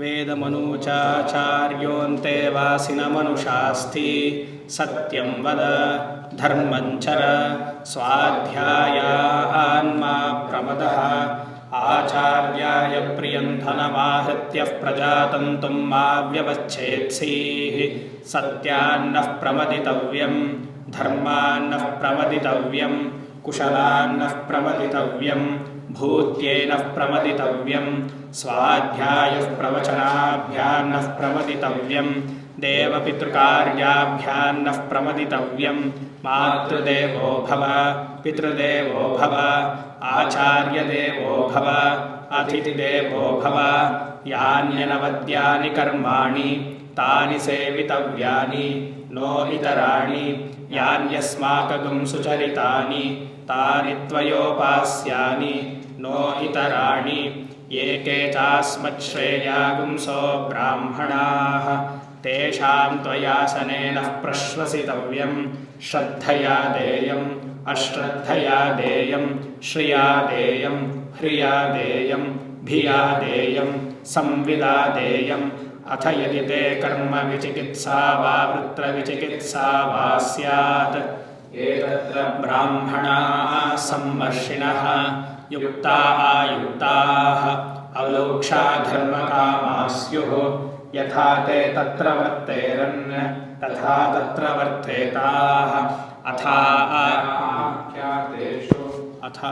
ಅಥಾಭ್ಯಾಖ್ಯಾತೇಷು ಯೇ ತತ್ರ ಬ್ರಾಹ್ಮಣಾಃ ಸಂವರ್ಷಿಣಃ ಯುಕ್ತಾ ಆಯುಕ್ತಾಃ ಅಲೋಕ್ಷಾ ಧರ್ಮಕಾಮಾಃ ಸ್ಯುಃ ಯಥಾ ತೇ ತೇಷು ವರ್ತೇರನ್ ತಥಾ ತೇಷು ವರ್ತೇತಾಃ ಏಷ ಆದೇಶಃ ಏಷ ಉಪದೇಶಃ ಏಷಾ ವೇದೋಪನಿಷತ್ ಏತದನುಶಾಸನಂ ಏವಮುಪಾಸಿತವ್ಯಂ ಏವಮುಚೈತದುಪಾಸ್ಯಂ. ಇಲ್ಲಿವರೆಗೂ ನಾವೇನು 10-11 ಅನುವಾಕ ನೋಡಿದ್ವಿ, ಅದರದ್ದು ಸಮ್ಮರಿ. ಇಲ್ಲಿವರೆಗೂ ಏನು ನೋಡಿ ಅದೇ ಅರ್ಥ ಮತ್ತೆ ಬಂದಿದೆ. ಸತ್ಯಂ, ವೃತಂ, ಪ್ರವಚನಂ, ಅದೇ. ಸೊ ಎಲ್ಲ ನೋಡಿರೋದ್ರಿಂದ ಸುಮ್ಮನೆ ಒಂದು ಮೇಲ್ ನೋಟಕ್ಕೆ ಹೋಗೋಣ. ಇದಕ್ಕೆ ಹೆಸರು ಶಂಕರಾಚಾರ್ಯರು ಕೊಡ್ತಾರೆ ಅನುಶಾಸನ ಶ್ರುತಿ. ಅನುಶಾಸನ ಶ್ರುತಿ ಅಂತ ಹೇಳ್ತಾರೆ. ಇನ್ನೊಂದು ಸಂಪ್ರದಾಯ ಏನು ಒಪ್ಕೊಳ್ಳುತ್ತೆ ಅಂತಂದರೆ, ವೇದಾಧ್ಯಯನ ಎಲ್ಲ ಆದಮೇಲೆ ಈಗ ವಟು ಅನಿಸ್ತೀನಿ ಬ್ರಹ್ಮಚಾರಿ 8 ವರ್ಷ 10 ವರ್ಷ 12 ವರ್ಷ ಅಧ್ಯಯನ ಮಾಡಿ 8ನೇ ವರ್ಷಕ್ಕೆ ಅವನು ಹೋಗಿ 8ನೇ ವರ್ಷಕ್ಕೇನಿಲ್ಲ 5ನೇ ವರ್ಷಕ್ಕೆ ಹಾಕ್ಬೋದು ಅಂತೆಲ್ಲ ಇದೆ. ಆ ಶಿಷ್ಯನ ಆ ವಟುವಿನ ಅಥವಾ ಬ್ರಹ್ಮಚಾರಿಯ ಮನಸ್ಥಿತಿ ವಾಕ್ಶುದ್ಧಿ ಎಲ್ಲ ನೋಡಿಕೊಂಡು 5ನೇ ವರ್ಷಕ್ಕೆ 6ನೇ ವರ್ಷಕ್ಕೆ ಪಾಠಶಾಲೆಗೆ ಹಾಕ್ಬೋದು ಅಂತಿದೆ. 8ರಿಂದ 20 12 ವರ್ಷಗಳ ಕಾಲ ಅಧ್ಯಯನ, ಪೂರ್ತಿ ಸಂಹಿತ ಪದಪಾಠ, ಕ್ರಮಪಾಠ, ಜಟಪಾಠ, ಘನಪಾಠ, ಸಲಕ್ಷಣ ಎಲ್ಲ 12 ವರ್ಷ ಆದಮೇಲೆ 21ನೇ ವರ್ಷಕ್ಕೆ ಅವನು ಈಗ ಮನೆಗೆ ಹೋಗುವಂತಹ ಸಮಯ, ಕಾನ್ವೊಕೇಶನ್ ಅಡ್ರೆಸ್ ಅಂತ ಹೇಳ್ತಾರೆ. ಈಗ ಹೋಗಬೇಕಂತಂದರೆ ಉಪನಿಷತ್ತು, ನೋಡಪ್ಪ ಇಷ್ಟೆಲ್ಲ ನಾನು ಇಷ್ಟು ವರ್ಷ ಕಲ್ತಿದ್ಯಾ ನನ್ನ ಜೊತೆಗೆ, ನೀನು ಸಮ್ಮರಿ, ಈ ನಾನೇನು ಹೇಳಿದ್ದೀನಿ ಇಷ್ಟು ದಿವಸ ವರ್ಷಗಳಲ್ಲಿ ಪಾಠ ಮಾಡಿದ್ದೀನಲ್ಲ, ಇದರದ ಹೈಲೈಟ್ಸ್, ಮುಖ್ಯಾಂಶಗಳನ್ನು ನೀನು ಕಲ್ತ್ಕೊಂಡು ಇವಾಗ ಹೋಗು, ಮನೇಲಿ ಇದನ್ನು ಆಚರಣೆ ಮಾಡ್ಕೊ, ನಿನ್ನ ಮನಸ್ಥಿತಿಗೆ ಒದಗುವಂತಹ ಹೊಂದುವಂತಹ ಯಾರೋ ಹೆಣ್ಣನ್ನು ಕರ್ಕೊಂಬ. ನಿಜವಾದ ವೈದಿಕ ಇದರಲ್ಲಿ ಅವನು ವಟು ಬ್ರಹ್ಮಚಾರಿ 20-21 ವರ್ಷ ಆಗಿರ್ತಾರಲ್ಲ, ಸುಮಾರು ಜನ ಸಹಪಾಠಿಗಳಿರ್ತಾರೆ. ಅವನು ತಂದೆಗೂ ಹೇಳಲ್ಲ, ಏನೋ ನಾನು ಮದುವೆ ಆಗ್ತೀನಿ, ವಯಸ್ಸಾಗಿದೆ ಅಂದರೆ ಇದಾಗಿದೆ, ಇವಾಗ ಗುರು ಹೇಳ್ತಾರೆ ನೀನು ಹೋಗ್ಬೋದು, ಇವಾಗ ಮದುವೆ ಆಗ್ಬೋದು ನೀನು ಅಂತ. ಯಾಕಂದರೆ ಇವಾಗ ಅಧ್ಯಯನ ಮಾಡಿದ್ದಾನೆ. ಮರು ದಿವಸನೇ ಹೋಗಿ ಮದುವೆ ಮಾಡಿಕೊಂಡು ಇವಾಗ ಅಗ್ನಿ ಉಪಾಸನೆ ಶುರು ಮಾಡಬೇಕು. ಅವನು ಗ್ಯಾಪ್ ಎಷ್ಟು 1 ವರ್ಷ 2 ವರ್ಷ ಎಲ್ಲ ಇರಲ್ಲ, ಶುರುನೇ. ಅವನಿಗೆ ಆ ಬ್ರಹ್ಮಚಾರಿಗೆ ಎಷ್ಟು ಶ್ರದ್ಧೆ ಬಂದಿರುತ್ತೆ ಅಂದರೆ, ನಾನು ಈ ಮಂತ್ರವನ್ನೆಲ್ಲ ಪ್ರಯೋಗದಲ್ಲಿ ಉಪಯೋಗಿಸ್ಬೇಕು, ಹೋಮದಲ್ಲಿ ಉಪಯೋಗಿಸ್ಬೇಕು ಅಂತ ಅವನು ಶಿಷ್ಯಂದ್ರಿಗೆ ಹೇಳ್ತಾರೆ. ನಿಮ್ಮ ಮನೇಲಿ ನಿನ್ನ ತಂಗಿನ ಅಕ್ಕನ ಯಾರಿದ್ದಾರಾ ಅಂತ ಹೇಳಿ ಅವನು ಅಲ್ಲೇ ಒಪ್ಕೊಂಬಿಟ್ಟಿರ್ತಾನೆ. ಆಮೇಲೆ ಅವ್ರ ತಂದೆ ಹೋಗಿ ಇವ್ರ ತಂದೆ ಹತ್ರ ಮಾತಾಡಿ ಮದುವೆ ಫಿಕ್ಸ್ ಆಗೋದು. ಇವ್ನಿಗೆ ಅಷ್ಟು ಧರ್ಮ, ನಾನಿವಾಗ ನಾಳೆನೇ ಹೋಮ ಮಾಡಬೇಕು, ನಾಳೆನೇ ಇನ್ನೊಂದು 3 ಎಳೆ ಜನವಾರ ಹಾಕ್ಕೊಂಡು ವೇದಾಧ್ಯಯನ ಪೂರ್ತಿ ಮಾಡಬೇಕು, ಪಾಠಶಾಲೆ ಕಟ್ಟಿಸ್ಬೇಕು ಅನ್ನುವಂಥ ಆಸೆ ಇರುತ್ತಂತ ಅವನಿಗೆ. ಆ ರೀತಿಯಾಗಿ ವೇದದ ಕಾಲದಲ್ಲಿ ಇತ್ತು ಅಂತ ಕೇಳಿದ್ದೀನಿ ನಾನು. ಅದನ್ನು ನಿಜವಾಗ್ಲೂ ಆ ರೀತಿಯಾಗಿ ಆ ಸಂಸ್ಕಾರವಾದ ಜೀವನ ನಡೆಸ್ಬಿಟ್ರೆ ಇದನ್ನೆಲ್ಲ ಬಿಡಬಾರ್ದು, ಚಾಚು ತಪ್ಪದೆ ಮಾಡಬೇಕು ಅಂತ ಬರುತ್ತೆ. ಈಗ ಇರಿ ಜಸ್ಟ್ MBBS ಆಗ್ತಾಯಿದೆ, ಇರಿ ಒಂದು ಸ್ವಲ್ಪ, ಈಗ ಜಸ್ಟ್ MBBS ಓದಿರಿ, ಇವಾಗ MScಗೆ ಹೋಗಬೇಕೋ, MBS ಏನದು MS ಹೋಗಬೇಕೋ ಇಲ್ವೋ, ಅಲ್ಲಿ ಹೋಗಿ ಬರಬೇಕಲ್ವ. 30 ಆದಮೇಲೆ ಒಬ್ಬರಮ್ಮ ಹೇಳಿದೆ, ಇದನ್ನು ಮರ್ತು ಹೋಗಿದ್ದೀರಾ, ನನ್ನ ಭಾಗ್ಯ. 32 ಆಗಿದೆ ಅಮ್ಮನಿಗೆ, ಮದುವೆ ಆಗಿಲ್ಲ ಇನ್ನು ಹುಡುಗಿ, ಅಮ್ಮನೇ ಅವರು. 32 ಆದಮೇಲೆ ಅಮ್ಮ ಥರ ತಾನೆ. ನಾನು ಕೇಳಿದೆ, 32 ಆಯ್ತಮ್ಮ, ನೀನು ವಯಸ್ಸೇನು, ನೀನು ಮಾಡ್ಕೊಳ್ಬೇಕಲ್ವಾ, ನಿಮ್ಮ ಅಮ್ಮ ಬೇರೆ ಹೇಳ್ತಿದ್ದಾರೆ, ಆಮೇಲೆ ಮಕ್ಕಳೆಲ್ಲ ಆಗಲ್ಲ ಅಂದರೆ. ಯಾರು ಹೇಳಿದ್ರು ಸ್ವಾಮೀಜಿ 32ಗೆ ಮಗು ಆಗಲ್ಲ ಅಂತ? 44ವರೆಗೂ ಆಗುತ್ತೆ. ಡಾಕ್ಟ್ರ್ ಅವರು ಆ್ಯಂಡ್ ಇದು ಗೈನಕಾಲಜಿಸ್ಟ್ ಓದಬೇಕು ಅಂತ ಅಲ್ಲಿ ಹೋಗಿದ್ದಾರೆ. 44ವರೆಗೂ ಆಗುತ್ತೆ. ಆ ಥರ ಎಲ್ಲ ಏನಿಲ್ಲ. ಇವಾಗ ಹಳೆ ಕಾಲದಲ್ಲಿ ಇವಾಗೆಲ್ಲ ಇದೆಲ್ಲ ಚೇಂಜ್ ಆಗಿದೆ. ಹೌದಮ್ಮ 44ವರೆಗೂ ಆಗುತ್ತೆ, ಸರಿ. ನೀನು 44 ಮಾಡಿಕೊಂಡು ನೀವು ಕಟ್ಕೊಳ್ಳೋರು ಎಷ್ಟು, ಅವ್ನಿಗೆ 50 ಆಗಿರುತ್ತೆ, ಅವಾಗ ಏನು ಮಾಡ್ತೀಯಾ? ಇನ್ನು 8 ವರ್ಷಕ್ಕೆ ರಿಟೈರ್ಮೆಂಟ್ ಆಗಿರುತ್ತೆ, ಅವಾಗ ಸ್ಕೂಲಿಗೆ ಕಳಿಸ್ತೀಯ, LKG ಈ ಥರ ಮಗು ಅವಾಗ ಹುಟ್ಟಿದಾಗ. ನೀವು ರಿಟೈರ್ಮೆಂಟ್ ಅಷ್ಟೊತ್ತಿಗೆ ಎಲ್ಲ ಜವಾಬ್ದಾರಿಯನ್ನು ಮುಗಿಸ್ಬೇಕಲ್ವ. ಅಷ್ಟು ಲೇಟಾಗಿ ಮಾಡಿಕೊಂಡ್ರೆ ಗೃಹಸ್ಥನಿಗೆ ಶಾಸ್ತ್ರ ಏನು ಹೇಳುತ್ತೆ ಗೊತ್ತಾ? ಮಗು ಆಯಿತು, ಇವಾಗ ಗೃಹಸ್ಥ ಒಬ್ಬ ಗಂಡು ಹೆಣ್ಣು ಮದುವೆ ಆದರು, ಮಗು ಆಯಿತು. ಇವಾಗ ಆ ಯಜಮಾನನ ಅಪ್ಪ ಅಮ್ಮ ಇರ್ತಾರಲ್ವ, ಅವ್ರ ರೋಲ್ ಮುಗೀತು. ಮಗು ಹುಟ್ಟಿದ ತಕ್ಷಣ ಅವ್ರೇನು ಮಾಡಬೇಕು ಗೊತ್ತಾ? ಮಗು ಹುಟ್ಟಿ ಉಪನಯನ ಸಂಸ್ಕಾರ ಆಗಿದ ತಕ್ಷಣ ಆ ಯಜಮಾನನ ತಂದೆ ಅಥವಾ ತಾಯಿ ಹೇಳಬೇಕಂತೆ, ಮಗು ಹುಟ್ಟಿದಾನೆ, ಉಪನಯನ ಆಯಿತು, ನನ್ನ ಜವಾಬ್ದಾರಿ ಮುಗೀತು, ಬೀಗದ ಕೈ ಕೊಡ್ತಾ ಇದ್ದೀನಿ, ವಾನಪ್ರಸ್ಥಾಶ್ರಮಕ್ಕೆ ನಾನು ಹೋಗ್ತಾ ಇದ್ದೀನಿ. ಆ ಥರ ಅಪ್ಪ ಅಮ್ಮಂದ್ರೆ ಹೇಳಬೇಕು. ಯಾರಪ್ಪ ಅಮ್ಮಂದ್ರು? ನಿಮ್ಮ ಅಪ್ಪ ಅಮ್ಮಂದ್ರೆ ಹೇಳಬೇಕು. ಆ ರೀತಿಯಾಗಿ ಸಂಸ್ಕಾರ ಅವ್ರಿಗಿರಬೇಕು. ಇವಾಗ ಅಜ್ಜಿ ತಾತಂದ್ರೆ ಹೇಳಲ್ಲ ಅದು. ಅವ್ರಿಗೆ 100 ವರ್ಷ ಇರಬೇಕು, ಎಲ್ಲರಿಗೂ 100 ವರ್ಷ ಇರಬೇಕು ಅಂತ ಆಸೆ. ಮಗು ಆಯಿತು, ನಾನು ಉಪನಯನ ಒಂದು ಆಗಿಬಿಟ್ರೆ ಆಮೇಲೆ ನಾನು ಹೊರಟೋಗ್ತೀನಿ. ಉಪನಯನ ಆದಮೇಲೆ ಇವನಿಗೊಂದು ಡಿಗ್ರಿ ಸಿಕ್ಬಿಟ್ರೆ ಆಮೇಲೆ ನಾನು ಹೊರಟೋಗ್ತೀನಿ. ಇಲ್ಲಿಯವರು ಇವನಿಗೆ ಮದುವೆ ಆಗಿಬಿಟ್ರೆ, ನನ್ನ ಮೊಮ್ಮಗನಿಗೋ ಮೊಮ್ಮಗಳಿಗೋ ಮದುವೆ ಆಗಿಬಿಟ್ರೆ ನಾನು ಹೊರಟೋಗ್ತೀನಿ. ಮದುವೆ ಆದಮೇಲೆ ಅವನಿಗೊಂದು ಮರಿಮಗ ಆಗಿಬಿಟ್ರೆ ನಾನು ಹೊರಟೋಗ್ತೀನಿ. ಅಂದರೆ ಇರಬೇಕು ಅನ್ನುವಂಥ ಆಸೆಯಲ್ಲಿ you are postponing your next visit to ashram, next entry to ashram. ವಾನಪ್ರಸ್ಥ ಆದಾಗ ಡಿಲೇ ಮಾಡ್ತಿದ್ದೀರ. ಮಗು ಹುಟ್ಟಿ ಉಪನಯನ ಆದಮೇಲೆ ಇದು ಬೀಗದ ಕೈಯೆಲ್ಲ ಸೊಸೆ ಕೊಡಬೇಕು ಅಂತಿದೆ.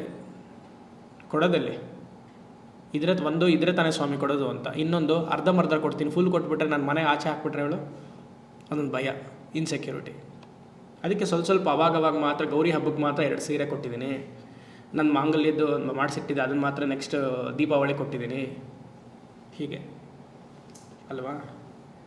ಸಂಸಾರಿಗಿಂತ ನೀವು ಅದಕ್ಕಿಂತ ಚೆನ್ನಾಗಿ ಹೇಳ್ತೀರಾ ಸ್ವಾಮಿ. ನೀವು ನಿಜವಾಗ್ಲೂ ಸನ್ಯಾಸಿನ ಸಂಸಾರಿನ ಡೌಟ್ ಆಗ್ತಿದೆ ಈಗ. ಕಾವಿ ಬಟ್ಟೆ ಹಾಕ್ಕೊಂಡು ಏನೋ ನಿಮಗೆ ಮೋಸ ಮಾಡ್ತಿದ್ದೀರಾ, ನಮಗೆ ಮೋಸ ಮಾಡ್ತಿದ್ದೀರಾ ಗೊತ್ತಾಗ್ತಿಲ್ಲ. ಇದೆಲ್ಲ ಶ್ರವಣ ಜ್ಞಾನ, ಅನುಭವ ಜ್ಞಾನ. ಅನುಭವ ಅಂದರೆ ಏನು?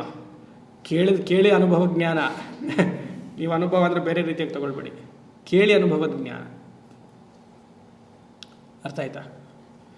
ಆ ರೀತಿಯಾಗಿ ಇದು ಇವಾಗ ಅವನು ಹೊರಟಿದ್ದಾನೆ, ಆ ಬ್ರಹ್ಮಚಾರಿ ಹೊರಟಿದ್ದಾನೆ ಮನೆ ಗೃಹಸ್ಥರಿಗೆ. ಆವಾಗ ಗುರು ಹೇಳ್ತಿದ್ದಾರೆ, ಇದು ಫೈನಲ್ ಅಪ್ಪ, ನೀವು ಇದು ನೋಡ್ಕೊ ಹಾಗೆ ಅಂತ. ಏನು?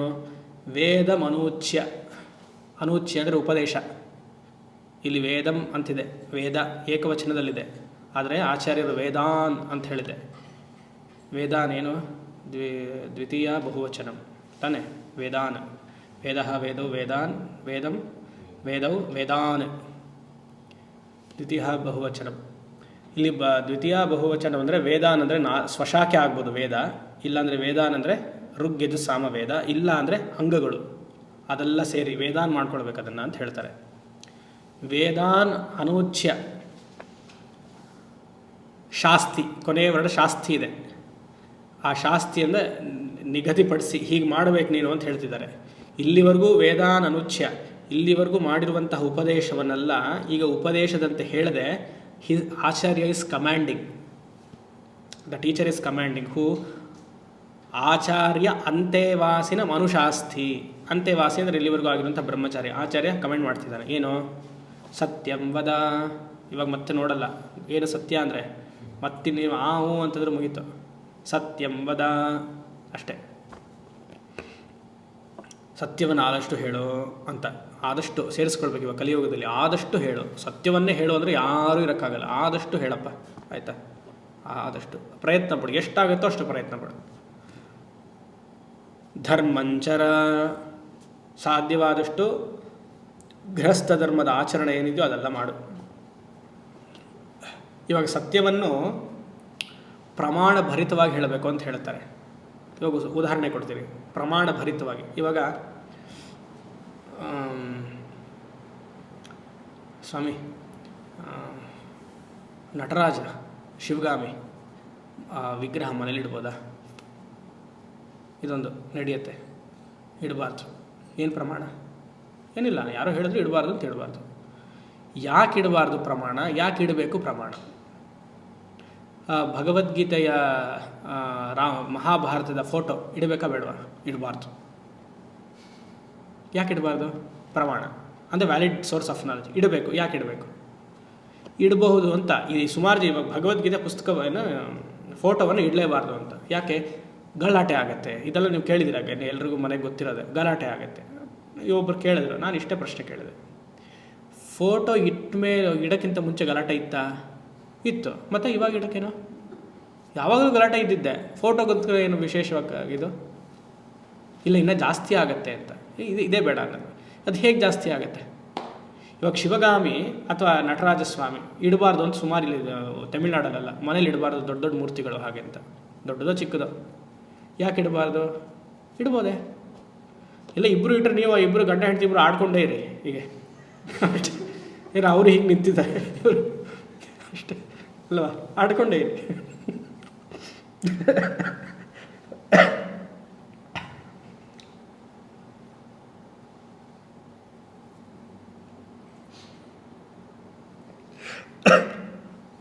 ಸರಿ, ಆ ರೀತಿಯಾಗಿ ಅದಕ್ಕೊಂದು ಪ್ರಮಾಣ ರೀತಿಯಾಗಿ ಹೇಳಬೇಕು ಅಂತ.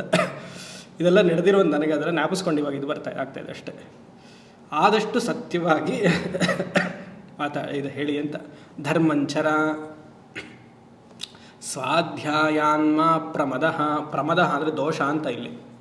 ಸ್ವಾಧ್ಯಾಯ ಒಂದು ದಿವಸವನ್ನು ಅಧ್ಯಯನ ಮಾಡುವಂಥದ್ದು, ಪಾರಾಯಣ ಮಾಡುವಂಥದ್ದು ಬಿಡಬೇಡ. ಮಾ ಪ್ರಮದ.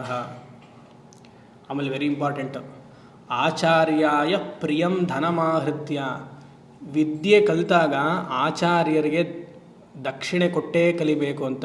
ಆಚಾರ್ಯರಿಗೆ ಯಾವ ಹಣವನ್ನು ಕೊಡಬೇಕು, ಯಾವ ರೀತಿಯಾದ ಹಣವನ್ನು ಅವರನ್ನು ಕೇಳಿ ಕೊಡುವಂತಿದೆ. ಆಚಾರ್ಯಾಯ ಪ್ರಿಯಂ ಧನಮಾಹೃತ್ಯ. ನೀನು ಕೊಡುವಂತಹ ಗುರುದಕ್ಷಿಣೆಯೋ ಅಥವಾ ಬೇರೆ ದಕ್ಷಿಣೆಯೋ ಅವ್ರಿಗೆ ಇಷ್ಟ ಆಗಬೇಕದು. ಅವ್ರಿಗೆ ಇಷ್ಟ ಆಗಿರುವಂತಹದನ್ನು ಕೊಟ್ಟು ಕಲಿ. ಇವಾಗ ಬ್ರಹ್ಮಚಾರಿಗೆ ದುಡ್ಡಿರಲಿಲ್ಲ ಕಲಿಯಬೇಕಂತ ಸಮಯದಲ್ಲಿ. ಈಗ ಅವನು ಗೃಹಸ್ಥಾಶ್ರಮಕ್ಕೆ ಹೋಗ್ತಿದ್ದಾನೆ. ಇನ್ಮೇಲೆ ನೀನು ಕೊಡು, ಇಲ್ಲ ನಿಮ್ಮ ತಂದೆಗೆ ಹೇಳಿ ಕೊಡಿಸು. ಆ ಅರ್ಥ ಬರಬೇಕಿಲ್ಲಿ. ಆಚಾರ್ಯರಿಗೆ ಕೊಟ್ಟು ವಿದ್ಯೆಯನ್ನು ಕಲಿ, ಕೊಡದೆ ನೀನು ಹಾಗೆ ವಿದ್ಯೆ ಕಲಿತ್ಯಾ, ನಿನಗೆ ಸಿದ್ಧಿಸೋದಿಲ್ಲ ಅಂತ. ಒಂದು ಸತಿ ಕೊಟ್ಟರೆ ಸಾಕಾ ಸ್ವಾಮಿ, ಒಂದು ಉಪನಿಷತ್ ಬಂದು ಮಾಡಿದ್ರೆ ಸಾಕಾ? ಅದಕ್ಕೆ ನಾನು ಇಲ್ಲಿವರೆಗೂ ಕೊಡಿ ಅಂತ ನಾನು ಕೇಳಿಲ್ಲ, ಇಲ್ಲಿವರೆಗೂ ಕಾಯ್ತಾ ಇದ್ದೆ. ಉಪನಿಷತ್ ಹೇಳುತ್ತೆ ಕೊಟ್ಟು ವಿದ್ಯೆಯನ್ನು ಕಲಿಬೇಕು ಹಾಗೆ ಅಂತ. ಆದರೂ ಅದು ಬೇರೆ ವಿಚಾರ ಅಲ್ಲ, ಪಾಪ ಮಾಡಿದ್ದೀರಾ. ಆದರೂ ಅದು ದುರಾಸೆ ಏನಿರುತ್ತಲ್ವ, ಹಣ ನೋಡಿ ಯಾರು ಬಾಯಿ ತೆಗೆಯಲ್ಲ. ಆಚಾರ್ಯಾಯ ಪ್ರಿಯಂ ಧನಮಾಹೃತ್ಯ ಪ್ರಜಾತಂತು ಮಾ ವ್ಯವಚ್ಛೇತ್ಸೀಹಿ. ಮಾ ವ್ಯವಚ್ಛೆ ಮಕ್ಕಳು ಮಾಡ್ಕೊಳ್ಳೋದನ್ನು ಪೋಸ್ಟ್ಪೋನ್ ಮಾಡಬೇಡ. ಮಾ ವ್ಯವಚ್ಛೇತ್ಸೀಹಿ, ಆದಷ್ಟು ಬೇಗ ಮಾಡ್ಕೋ. ಇಷ್ಟು ಹೇಳಿದ್ಮೇಲೆ ಅದೇ ಮಾಡ್ಕೊಳ್ಳೋ ಥರ ಇದ್ದರೆ ಬೇಗ ಮಾಡ್ಕೋ, ಇಲ್ಲಾಂದರೆ ಸುಮ್ಮನಿರು, ಮತ್ತು ಅದ್ರ ಬಗ್ಗೆ ಚಿಂತನೆ ಮಾಡಬೇಡ. ಸತ್ಯಾತ್ ನ ಪ್ರಮದಿತವ್ಯಂ. ಮತ್ತೆ ಸತ್ಯ, ಇಲ್ಲಿ ಸತ್ಯ ಅಂದರೆ ವ್ಯಾಲ್ಯೂಸ್ ಅಂತಾರೆ, ಎಲ್ಲ ಮೌಲ್ಯಗಳು. ಸತ್ಯಾತ್ ನ ಪ್ರಮದಿತವ್ಯಂ, ಧರ್ಮಾತ್ ನ ಪ್ರಮದಿತವ್ಯಂ. ಇಲ್ಲಿ ಧರ್ಮ ಅಂದರೆ ಎಲ್ಲ ಪೂಜಾ ಸಂಸ್ಕಾರಗಳು, ಯಜ್ಞ ವಿಚಾರಗಳು. ಇಲ್ಲಿ ಮೇಲ್ಗಡೆ ಬರುವಂತಹ ಸತ್ಯಂಬದ ಅದು ಮಾತಿನ ಸತ್ಯ, ವಾಕ್ ತಪಸ್ಸು. ಕೆಳಗಡೆ ಬರುವಂತಹ ಸತ್ಯಾತ್ನ ಪ್ರಮದಿತವ್ಯಂ ಎಲ್ಲ ಮೌಲ್ಯಗಳು. ಧರ್ಮಾತ್ನ ಪ್ರಮದಿತವ್ಯಂ ಬ್ರಹ್ಮಚಾರ್ಯ ಅಥವಾ ಗೃಹಸ್ಥನ ಕ್ರಿಯೆಗಳು, ಯಜ್ಞ ಪೂಜಾ ವಿಚಾರಗಳು, ರಿಲಿಜಿಯಸ್ ಡ್ಯೂಟೀಸ್. ಒಂದು ಆಚಾರದ ಜೀವನ, ಒಂದು ರೂಟೀನ್ ಹಾಕ್ಕೊಳ್ಬೇಕು ಲೈಫಲ್ಲಿ. ಗೃಹಸ್ಥನೋ ಬ್ರಹ್ಮಚಾರಿಯೋ ಸನ್ಯಾಸಿ ಒಂದು ರೂಟೀನ್ ಹಾಕ್ಕೊಂಡು ಆ ರೂಟೀನ್ ಚಾಚು ತಪ್ಪದೆ ನಡೆಸ್ಕೊಳ್ಬೇಕು. ಕುಶಲಾತನ ಪ್ರಮದಿತವ್ಯಂ, ವೆರಿ ಇಂಪಾರ್ಟೆಂಟ್. ಕುಶಲಾತ್ ಭೂತ್ಯೈನ ಪ್ರಮದಿತವ್ಯಂ. ಚೆನ್ನಾಗಿ ದುಡಿ. ನೀನು ಗೃಹಸ್ಥಾಶ್ರಮಕ್ಕೆ ಹೋಗ್ತಿದ್ಯಾ, ಚೆನ್ನಾಗಿ ಹಣ ಸಂಪಾದನೆ ಮಾಡು. ಭೂತ್ಯೈ ಅಂದರೆ ಜಾಸ್ತಿ ಹಣ ಸಂಪಾದನೆಯನ್ನು ಮಾಡು. ಓಹ್ ಹಬ್ಬ ಅಂತ ಕೊನೆಗೆ ಹೇಳಿದ್ರಿ ಹಣ ಸಂಪಾದನೆ ಮಾಡಿ ಅಂತ. ಕಾರಣ ಹೇಳ್ಕೊಡ್ತಾರೆ ಶಂಕರರು. 3 ಆಶ್ರಮ ನಿನ್ನಲ್ಲಿ ಇದೆ. 3 ಆಶ್ರಮ ನಿನ್ನನ್ನು ಆಶ್ರಯಿಸಿದೆ. ಬ್ರಹ್ಮಚಾರಿ, ಸನ್ಯಾಸಿ, ವಾನಪ್ರಸ್ಥ ನಿನ್ನನ್ನು ಆಶ್ರಯ ಇದೆ. ಅದಕ್ಕೆ ದುಡಿ. ಅವರು ಕೊಡಬೇಕು, ನೀನು ಅದಕ್ಕೋಸ್ಕರ ದುಡಿಬೇಕು. ಕುಶಲಾತ್ನ ಪ್ರಮದಿತವ್ಯಂ ಅಂದರೆ ನಿನ್ನ ಸಂಸಾರದ ಜೀವನವನ್ನು ನಡೆಸ್ಕೊಳ್ಳೋದಕ್ಕೆ ನೀನು ದುಡಿಲೇಬೇಕು. ಭೂತ್ಯೈನ ಪ್ರಮದಿತವ್ಯಂ ಅಂದರೆ ಮಿಕ್ಕ ಆಶ್ರಮದಕ್ಕೂ ನೀನು ಕೊಡಬೇಕು, ಅದಕ್ಕೆ ದುಡಿಬೇಕು. ಇದು ಎಡಿಟ್ ಮಾಡ್ಬೋದಾ ಸ್ವಾಮಿ? ಕುಶಲಾತ್ ಪ್ರಮದಿತವ್ಯಂ ಮಾತ್ರ ಬರ್ಕೊಂಡು ಭೂತ್ಯೈ ಪ್ರಮದಿತವ್ಯಂ ಸ್ಕಿಪ್ ಮಾಡಬೇಡವಾ? ಹಾಗೆಲ್ಲ ಹೇಳಬಾರ್ದು. ಅದಕ್ಕೆ ನಾವು ಫಸ್ಟೇ ಹಾಕ್ಬಿಡೋಣ, ಬೇಕಾದ್ರೆ ಎಡಿಟ್ ಮಾಡೋದನ್ನು ಫಸ್ಟಲ್ಲಿ ಹಾಕ್ಬಿಡೋಣ. ವೇದ ಮನೋಚಾರ್ಯ ಭೂತ್ಯೈನ ಪ್ರಮದಿತವ್ಯಂ ಹಾಗೆ ಮಾಡಿಬಿಡೋಣ ಅಲ್ವಾ? 2, ನಿನ್ನ ಸಂಸಾರದ ಜೀವನವೂ ನಡೆಸಬೇಕು, ನಿನ್ನ ಡೇ ಟು ಡೇ ಆ್ಯಕ್ಟಿವಿಟೀಸು ನೀನು ಇದೆಲ್ಲ ಪ್ಲ್ಯಾನ್ ಮಾಡುವಂತ ಅದಕ್ಕೆ ಹೇಳುತ್ತೆ. ವೇದ ಅಥವಾ ವೇದ ಅಂತ ಹಣ ಸಂಪಾದನೆ ಮಾಡುವುದನ್ನು ತಿರಸ್ಕಾರ ಮಾಡುವುದಿಲ್ಲ, ಫ್ಯೂಚರಿಗೆ ಪ್ಲ್ಯಾನ್ ಮಾಡು ಅಂತ ಹೇಳುತ್ತೆ. ಅದು ಈಕ್ವಲ್ ಆಗಿ ವರಿ ಮಾಡಬೇಡ, ಭಯ ಪಡಬೇಡ ಅಂತಲೂ ಹೇಳುತ್ತೆ. ಅದು ಇಂಪಾರ್ಟೆಂಟ್. ಕುಶಲಾತ್ನ ಪ್ರಮದಿತವ್ಯಂ ಭೂತ್ಯೈನ ಪ್ರಮದಿತವ್ಯಂ. ಮತ್ತು ಸ್ವಾಧ್ಯಾಯ ಪ್ರವಚನಾಭ್ಯಾನ್ನ ಪ್ರಮದಿತವ್ಯಂ ನೋಡಿದ್ವಿ. ದೇವ ಪಿತೃಕಾರ್ಯಾಭ್ಯಾನ್ನ ಪ್ರಮದಿತವ್ಯಂ. ದೇವಯಜ್ಞ ಪಿತೃಯಜ್ಞವನ್ನು ಬಿಡಬಾರ್ದು. ನಿತ್ಯ ಪೂಜೆ ಮಾಡಬೇಕು, ಸಂಧ್ಯಾವಂದನೆ ಮಾಡಬೇಕು, ಪಿತೃಕರ್ಮವನ್ನು ಮಾಡಬೇಕು. ತಂದೆ ತಾಯಿ ಇದ್ದಾಗ ಅವ್ರನ್ನ ಚೆನ್ನಾಗಿ ನೋಡ್ಕೊಳ್ಬೇಕು. ಅವ್ರು ಹೋದ ಮೇಲೆ ಶ್ರಾದ್ದವನ್ನು ಪ್ರತಿನಿತ್ಯ ಪ್ರತಿ ಮಾಸ ಆಗಲಿ ಅಥವಾ ವರ್ಷ ಆಗಲಿ ಬಿಡದೆ ಮಾಡಬೇಕು.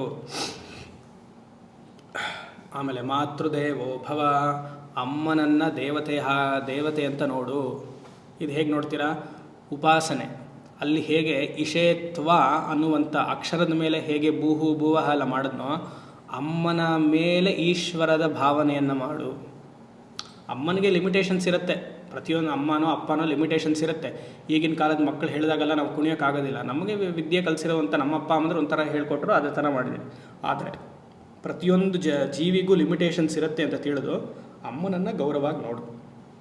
ಆ ಗೌರವ ದೇವರಂತೆ ನೋಡು ಅಂತಂದರೆ ಆ ದೇವತಾ ಭಾವವನ್ನು ಅಮ್ಮ ಮೇಲೆ ಹೇರಬೇಕು. ಆ ಹೇರಿದ್ರೇ ಆವಾಗ ಎಷ್ಟೇ ಲಿಮಿಟೇಷನ್ಸ್ ಇದ್ರೂ ನಾವು ಅದಲ್ಲಿ ನೋಡಲ್ಲ. ಅವ್ರ ದೇವರು ಅಂತ ಅಂದರೆ ಆ ಗೌರವ ಭಾವ. ಇಲ್ಲಾಂದರೆ ನಾವು ಬಂದಿರೋದಕ್ಕೇನು ಕಾರಣ? ಅವರೇ ತಾನೆ. ಅಮ್ಮನನ್ನು ದೇವರಂತೆ ನೋಡು. ನಿನಗೆ ಗೊತ್ತಿಲ್ಲ ಅಮ್ಮ, ನಿಂದು ಯಾವುದೋ ಓಬಿರಾಯನ ಕಾಲದ್ದು ಅಂತ ಹೊರಗಡೆ ಹೇಳಬೇಡ.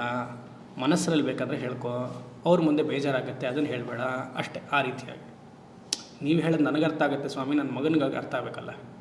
ಕರ್ಕೊಂಬನ್ನಿ ಪಾಠಕ್ಕೆ, ಇಲ್ಲ ಇದನ್ನು ತೋರಿಸಿ ಕೇಳಿಸಿ. ಆದರೂ ಆಗಲ್ಲ. ಅವನು ಕೇಳ್ತಿದ್ದ, ಇವಳು ಬಂದಮೇಲೆ ಸ್ವಲ್ಪ ಯಾಕೋ ಅವನು ಈ ಕಡೆ ಜಾಸ್ತಿ ಇಲ್ಲ, ಆ ಕಡೆ ವಾಲ್ ಬಿಟ್ಟಿದ್ದಾನೆ ಹಾಗೆ ಅಂತ. ಎಲ್ಲರೂ ವಾಲದೆ, ಯಾಕಂದರೆ ಮಹಾತಾಯಿ ಬಂದಮೇಲೆ ವಾಲೇ ಬೇಕಲ್ಲಪ್ಪ.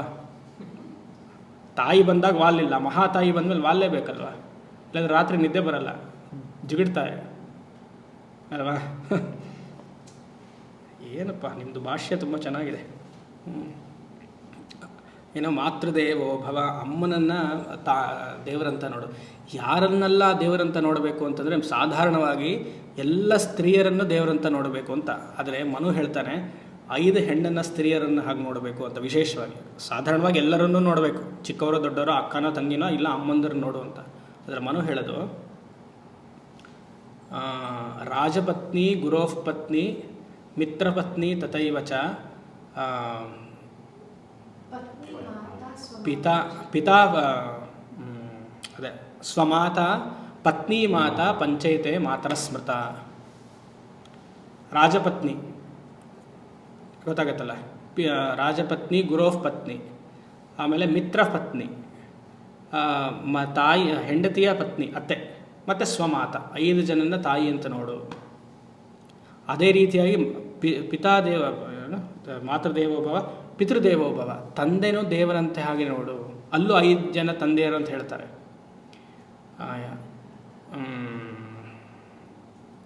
ಜನಿತಾಚ ಉಪನೇತಾಚ ಎಷ್ಟು ವಿದ್ಯಾ ಪ್ರಯಕ್ಷತಿ ಭಯತ್ರಾತ ಅನ್ನದಾತ ಪಂಚೇತೆ ಪಿತರಸ್ಮೃತ.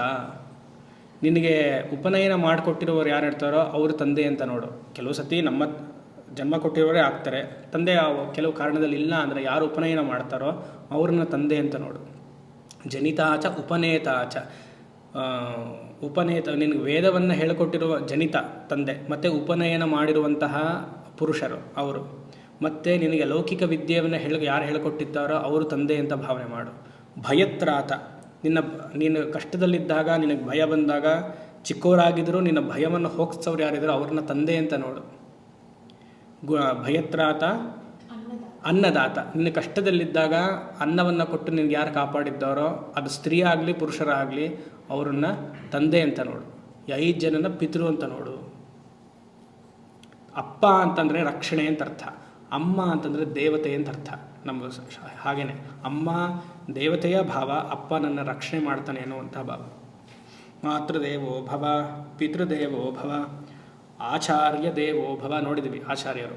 ಅತಿಥಿ ದೇವೋ ಭವ ಅದು ನೋಡಿದ್ವಿ. ಇಷ್ಟೆಲ್ಲ ನೋಡಿದ್ವಲ್ಲ, ಆಚಾರ್ಯ ಪ್ರಿಯ ನಮ ಆಚಿನೋದಿ ಶಾಸ್ತ್ರಾಣಿ ಅದೆಲ್ಲ ಹೇಳಿದ್ವಿ.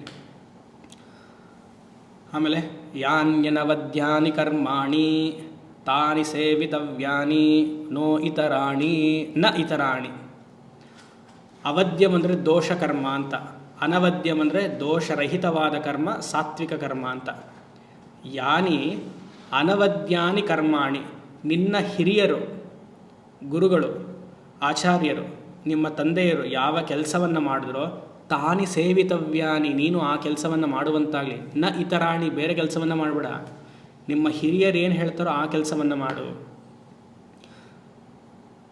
ಯಾನಿ ಅಸ್ಮಾಕಗುಂ ಸುಚರಿತಾನಿ ತಾನಿ ತ್ವಯೋಪಾಸ್ಯಾನಿ ನೋ ಇತರಾಣಿ. Very important. ಎಷ್ಟು ಚೆನ್ನಾಗಿದೆ ಶ್ರುತಿ, ಎಷ್ಟು ಹಾನೆಸ್ಟ್ ನೋಡಿ.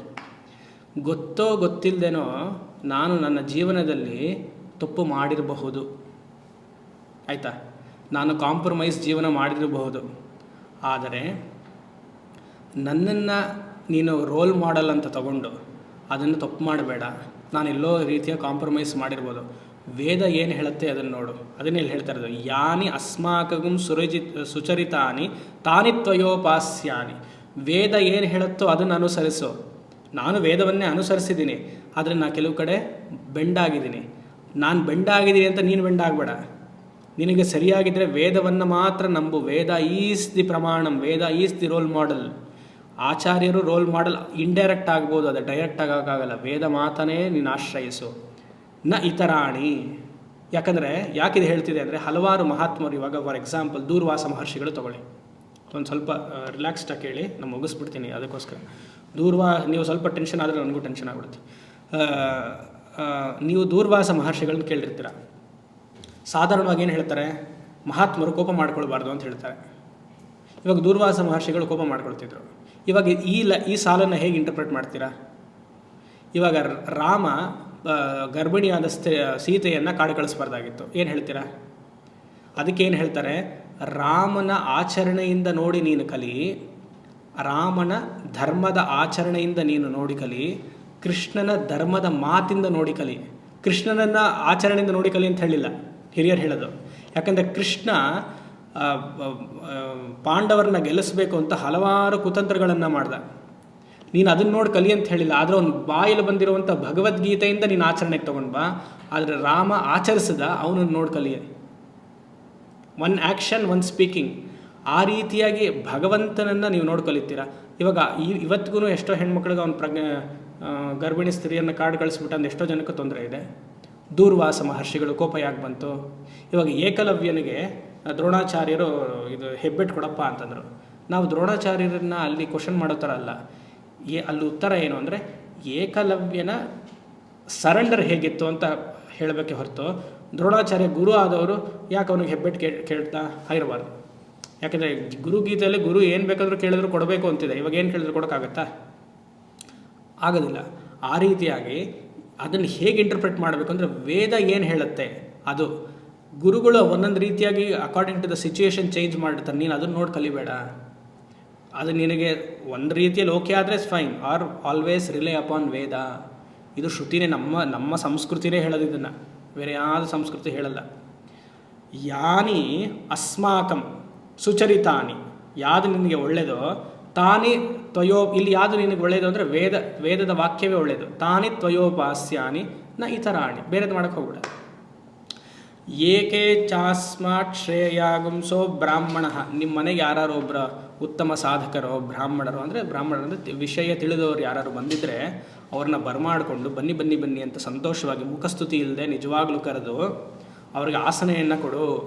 ಅವ್ರಿಗೆ ಫ್ಯಾನ್ ಮಾಡು, ಫ್ಯಾನ್ ಹಾಕು. ಆಗಿನ ಕಾಲದೆಲ್ಲ ಫ್ಯಾನಿಂಗ್ ಅಂತಿತ್ತಲ್ಲ, ಕೂತು ಬನ್ನಿ ನೀರು ಕೊಡೋದೆಲ್ಲ ಇತ್ತು.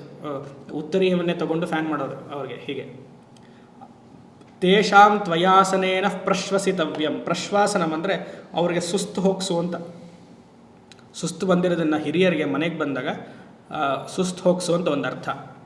ತೇಷಾಂ ತ್ವಯ ಆಸನೇನ ಪ್ರಶ್ವಸಿತವ್ಯಂ. ಅವರಿರುವಂತಹ ಜಾಗದಲ್ಲಿ ನೀನು ಜಾಸ್ತಿ ಮಾತಾಡಬೇಡ. ಹಿರಿಯರ ಮನೆಗೆ ಬಂದಿದ್ದಾರೆ, ಅವ್ರೇನು ಧರ್ಮ ಸಂದೇಶವನ್ನು ಕೊಡ್ತಾರೋ ಹೀಗಿಟ್ಕೊಂಡು ಕೇಳು. ನಿನ್ನದೇ ಆದಂಥದ್ದೆಲ್ಲ ಅದೇನು ಗೊತ್ತಾ ಹೀಗೆ ಅಂತೆಲ್ಲ ಹೇಳಕ್ಕೆ ಶುರು ಮಾಡಬೇಡ. ಇನ್ನೊಂದು, ಅವ್ರ ಆಸನ ಪಕ್ಕದಲ್ಲಿ ಲೆವೆಲ್ಲ ಕೂರಬೇಡ. ತೇನ ತ್ವಯಾಸನೇನ ನಃ ಪ್ರಶ್ವಸಿತವ್ಯಂ. ಗುರು ಆಚಾರ್ಯರ ಆಸನದಲ್ಲಿಯೇ ಕೂರಬೇಡ, ಸ್ವಲ್ಪ ಕೆಳಗಡೆ ಕೂತ್ಕೊಂತ ಒಂದರ್ಥ. ಇನ್ನೊಂದು, ಅವ್ರ ಮನೆಗೆ ಬಂದಾಗ ಅವ್ರು ಸುಸ್ತು ಮಾಡದೇ ಇರೋ ಥರ ನೋಡ್ಕೊ ಅಂತ ಒಂದರ್ಥ. ಮೂರನೇದು, ಅವ್ರು ಜಾಸ್ತಿ ಮಾತಾಡಲಿ, ನೀನು ಜಾಸ್ತಿ ಮಾತಾಡಬೇಡ ಅಂತ ಅರ್ಥ. ಕೆಲವರೆಲ್ಲ ನಮ್ಮ ಹತ್ರ ಬಂದು ಎಕ್ಸ್ಪೀರಿಯನ್ಸಸ್ ಹೇಳ್ತಾರೆ. ನಾನು ಹೇಳೋಕ್ಕೇನು ಶುರು ಮಾಡಿರ್ತೀನಿ, 3/4 ಗಂಟೆ ಬಿಡಲ್ಲ ನನಗೆ. ಹೇಳ್ತಾರೆ it Swamiji it happen, that Swamiji it happen. Okay ಸರಿ. ಗುರುಗಳ ಹತ್ರ ಇದ್ದಾಗ ಏನು ಅಂತ ನಾವು ಕೇಳಬೇಕೆ ಹೊರತು, ನಮ್ಮ ಅನುಭವ ಅವ್ರು ಹೇಳಿ ಅಂತ ಕೇಳಿದ್ರೆ ಕೇಳಬೇಕೆ ಹೊರತು ನಾವೇ ಎಕ್ಸ್ಪ್ರೆಸ್ ಮಾಡೋದಲ್ಲ ಅದನ್ನು, ಅಲ್ವಾ? ಆ ರೀತಿಯಾಗಿ ಹೇಳ್ತಾ ಇದೆ.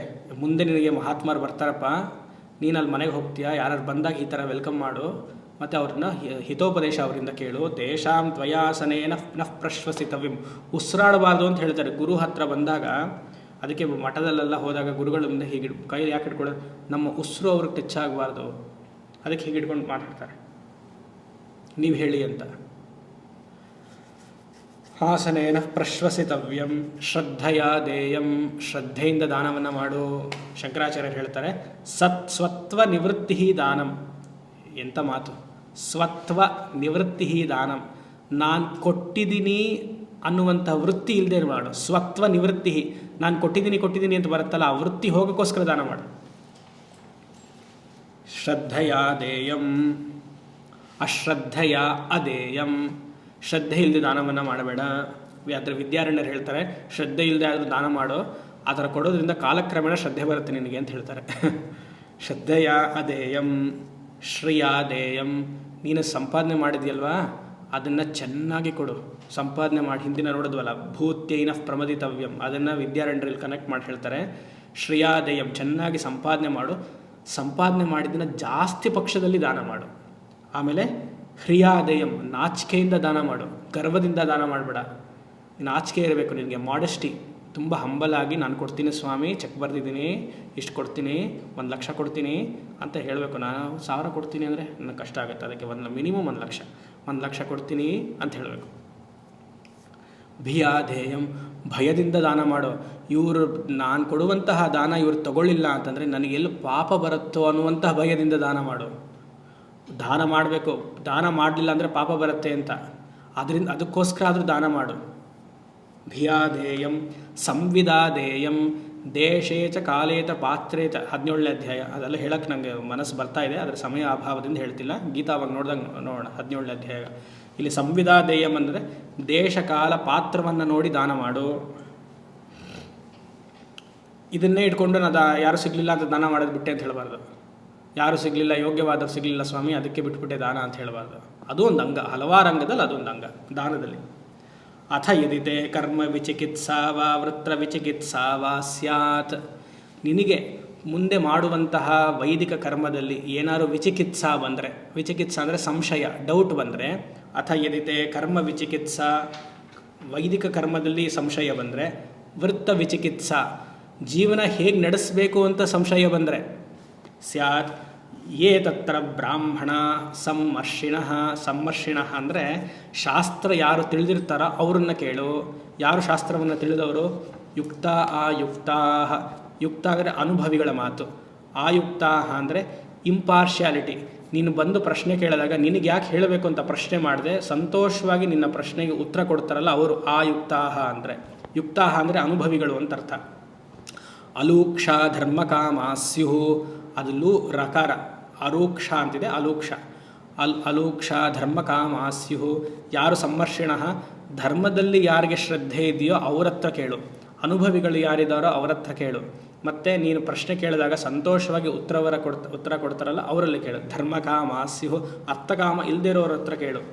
ಯಥಾತೆ ತತ್ರ ವರ್ತೇರನ್, ಅವರು ಹೇಗೆ ನಡ್ಕೊಂಡಿದ್ದಾರೋ ಜೀವನದಲ್ಲಿ ಹಾಗೆ ನೀನು ತಥಾ ತತ್ರ ವರ್ತೇತಾ, ಅವರನ್ನು ನೋಡ್ಕಲಿ.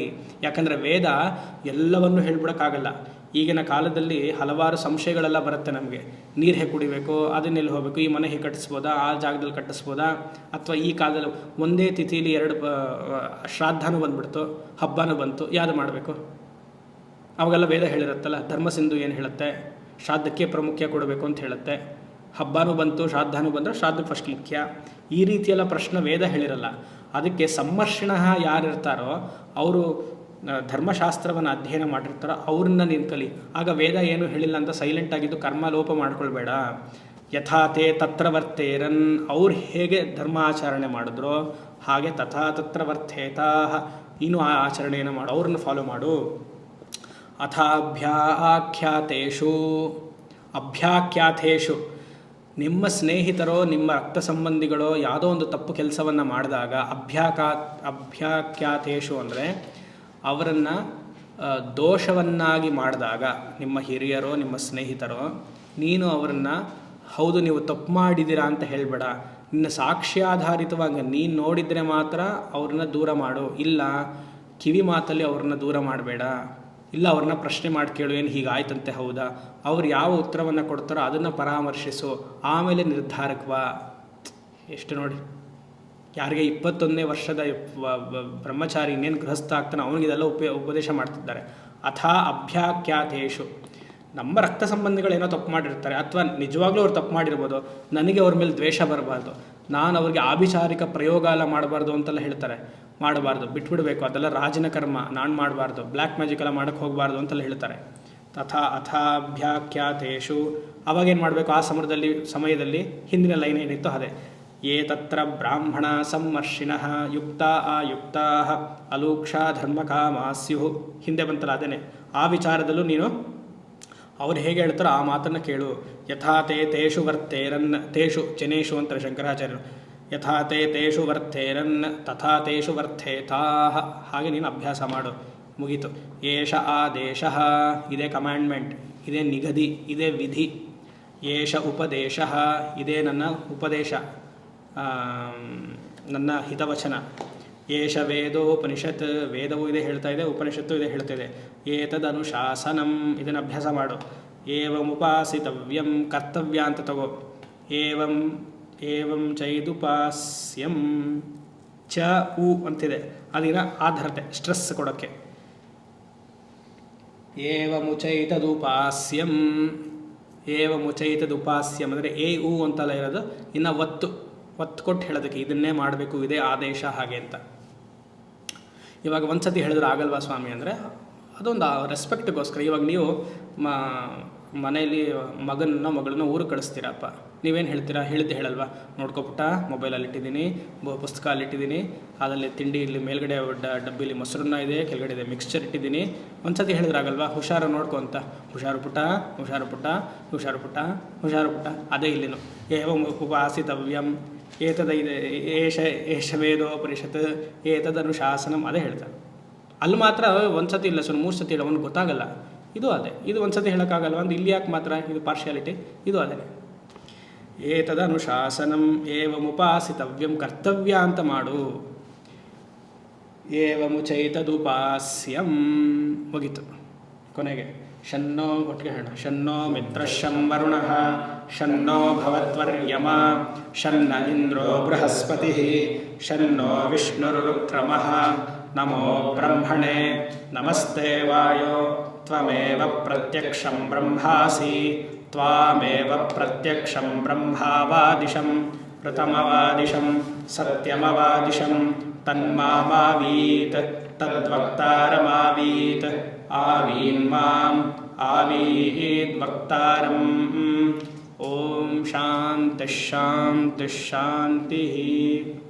ಇದನ್ನು ನೋಡಿದ್ದೀವಿ, ಆದರೆ 3 ಸಾಲು ಮಾತ್ರ ಬೇರೆ ಥರ ಇದೆ.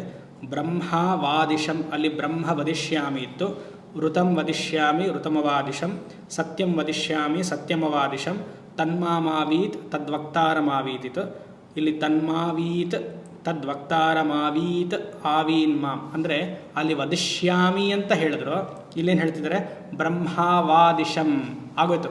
ಅಲ್ಲಿ ಭವಿಷ್ಯತ್ ಕಾಲದಲ್ಲಿತ್ತು, ಪ್ರೆಸೆಂಟ್ ಕಾಲ ಅಂತ ಮಾಡ್ಕೊಳ್ಳಿ ಅಂತ ಹೇಳಿ ಆಯಿತು. ಇಲ್ಲಿ ಭೂತಕಾಲದಲ್ಲಿ ಹೇಳಿ ಆಯಿತು. It's already bean experienced, it is already bean told, ಹೇಳಿ ಆಯಿತು. ಬ್ರಹ್ಮವಾದಿಶಂ ಋತಮವಾದಿಶಂ, ಯು ಆರ್ ಬ್ರಹ್ಮ ಅಂತ ಹೇಳಿ ಆಯಿತು. ಋತಮವಾದಿಶಂ ಋತ ನೀನು ಅಂತ ಹೇಳಿ ಆಯಿತು. ಸತ್ಯಮವಾದಿಶಂ ನೀನೇ ಸತ್ಯ ಅಂತ ಹೇಳಿ ಆಯಿತು. ತನ್ಮಾಮಾವೀತ್ ನನ್ನನ್ನು ಸಂರಕ್ಷಣೆ ಮಾಡಿ ಅಂತ ಕೇಳಿ ಆಯಿತು, ಇವಾಗ ಹೇಳಿ ಆಯಿತು. ತದ್ವಕ್ತಾರಮಾವೀತ್ ಆಚಾರ್ಯನ ಸಂರಕ್ಷಣೆ ಮಾಡಿ ಅಂತ ಹೇಳಿ ಆಯಿತು, ಕೇಳಿ ಆಯಿತು. ಆವೀನ್ಮಾಂ ನೋಡಿ ಬರುತ್ತೆ ಇಲ್ಲಿ ತಮಿಳ್ನಾಡಲ್ಲಿ ಆವೀನ್ ಅಂದರೆ ಮಿಲ್ಕ್ ಶೇಕು ಅಂತ ಅರ್ಥ. ಪರವಾಗಿಲ್ಲ, ವೇದ ತಮಿಳ್ನಾಡಲ್ಲಿ ಆವಿನ್ ಮಿಲ್ಕ್ ಶೇಕ್ ಅಂತಿದೆ ಇಲ್ಲಿ ಮುಂದೆ, ಅದನ್ನು ಆಗಬಾರ್ದು. ಆಮೇಲೆ ಹೇಗೆ ನಮ್ಮಲ್ಲಿ ಅದೇನಪ್ಪ ಅದು ಬೆಂಗಳೂರಲ್ಲಿ ಇದೆಯಲ್ಲ ನಂದಿನಿ ಮಿಲ್ಕ್ ಶೇಕ್ ಇದೆಯಲ್ವ, ಪಿಸ್ತಾ ಫ್ಲೇವರ್ ಅಲ್ಲ, ಅದೇ ಇದು. ಆವೀನ್ಮಾಂ ಆವೀದ್ವಕ್ತಾರಂ ಅಂದರೆ ನಮ್ಮ ಆಚಾರ್ಯರನ್ನು ರಕ್ಷಣೆ ಮಾಡಿ ಆಯಿತು. ಓಂ ಶಾಂತಿ ಶಾಂತಿ ಶಾಂತಿ. ಇಲ್ಲಿಗೆ ತೈತ್ರಿಯ ಉಪನಿಷತ್ 3 ಶಾಂತಿ ಮಂತ್ರ ಸತಿ ಹೇಳಿರೋದ್ರಿಂದ ಅಧ್ಯಾತ್ಮ ಆದಿದೈವಿಕ ಆದಿಭೌತಿಕ ತಾಪತ್ರಯ ನಿವಾರಣಾರ್ಥಂ ಶಾಂತಿ ಶಾಂತಿ ಶಾಂತಿ ತ್ರಿವಾರಂ ಪಠೇತ್ ಹೇಳಿ ಆಯಿತು. ಇಲ್ಲಿಗೆ ಶಿಕ್ಷಾವಲ್ಲಿಯ ಮೊದಲನೇ ಭಾಗದ ತೈತ್ರಿಯ ಉಪನಿಷತ್ ಮುಗಿಸಿದ್ದೀನಿ. ಬೇಗ ಮುಗಿಸಿದ್ದೀನಿ. ಬೇಗೇನಿಲ್ಲ, ಸರಿಯಾಗಿ ಹೇಳಿದ್ದೀನಿ. ಇದನ್ನು ಹೇಳ್ತಾ ಹೋಗ್ಬೋದು.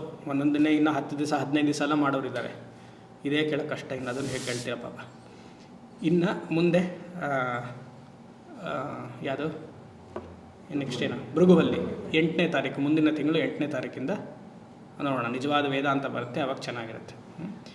ಓಂ ಶಂ ಅಸತೋಮ ಸದ್ಗಮಯ ತಮಸೋಮ ಜ್ಯೋತಿರ್ಗಮಯ ಮೃತ್ಯೋರ್ಮಾ ಅಮೃತಂ ಗಮಯ ಪೂರ್ಣಮದಃ ಪೂರ್ಣಮಿದಂ ಪೂರ್ಣಾತ್ ಪೂರ್ಣಮುದಚ್ಯತೆ ಪೂರ್ಣಸ್ಯ ಪೂರ್ಣಮಾದಾಯ ಪೂರ್ಣಮೇವಾವಶಿಷ್ಯತೆ. ಓಂ ಶಾಂತಿ ಶಾಂತಿ ಶಾಂತಿ.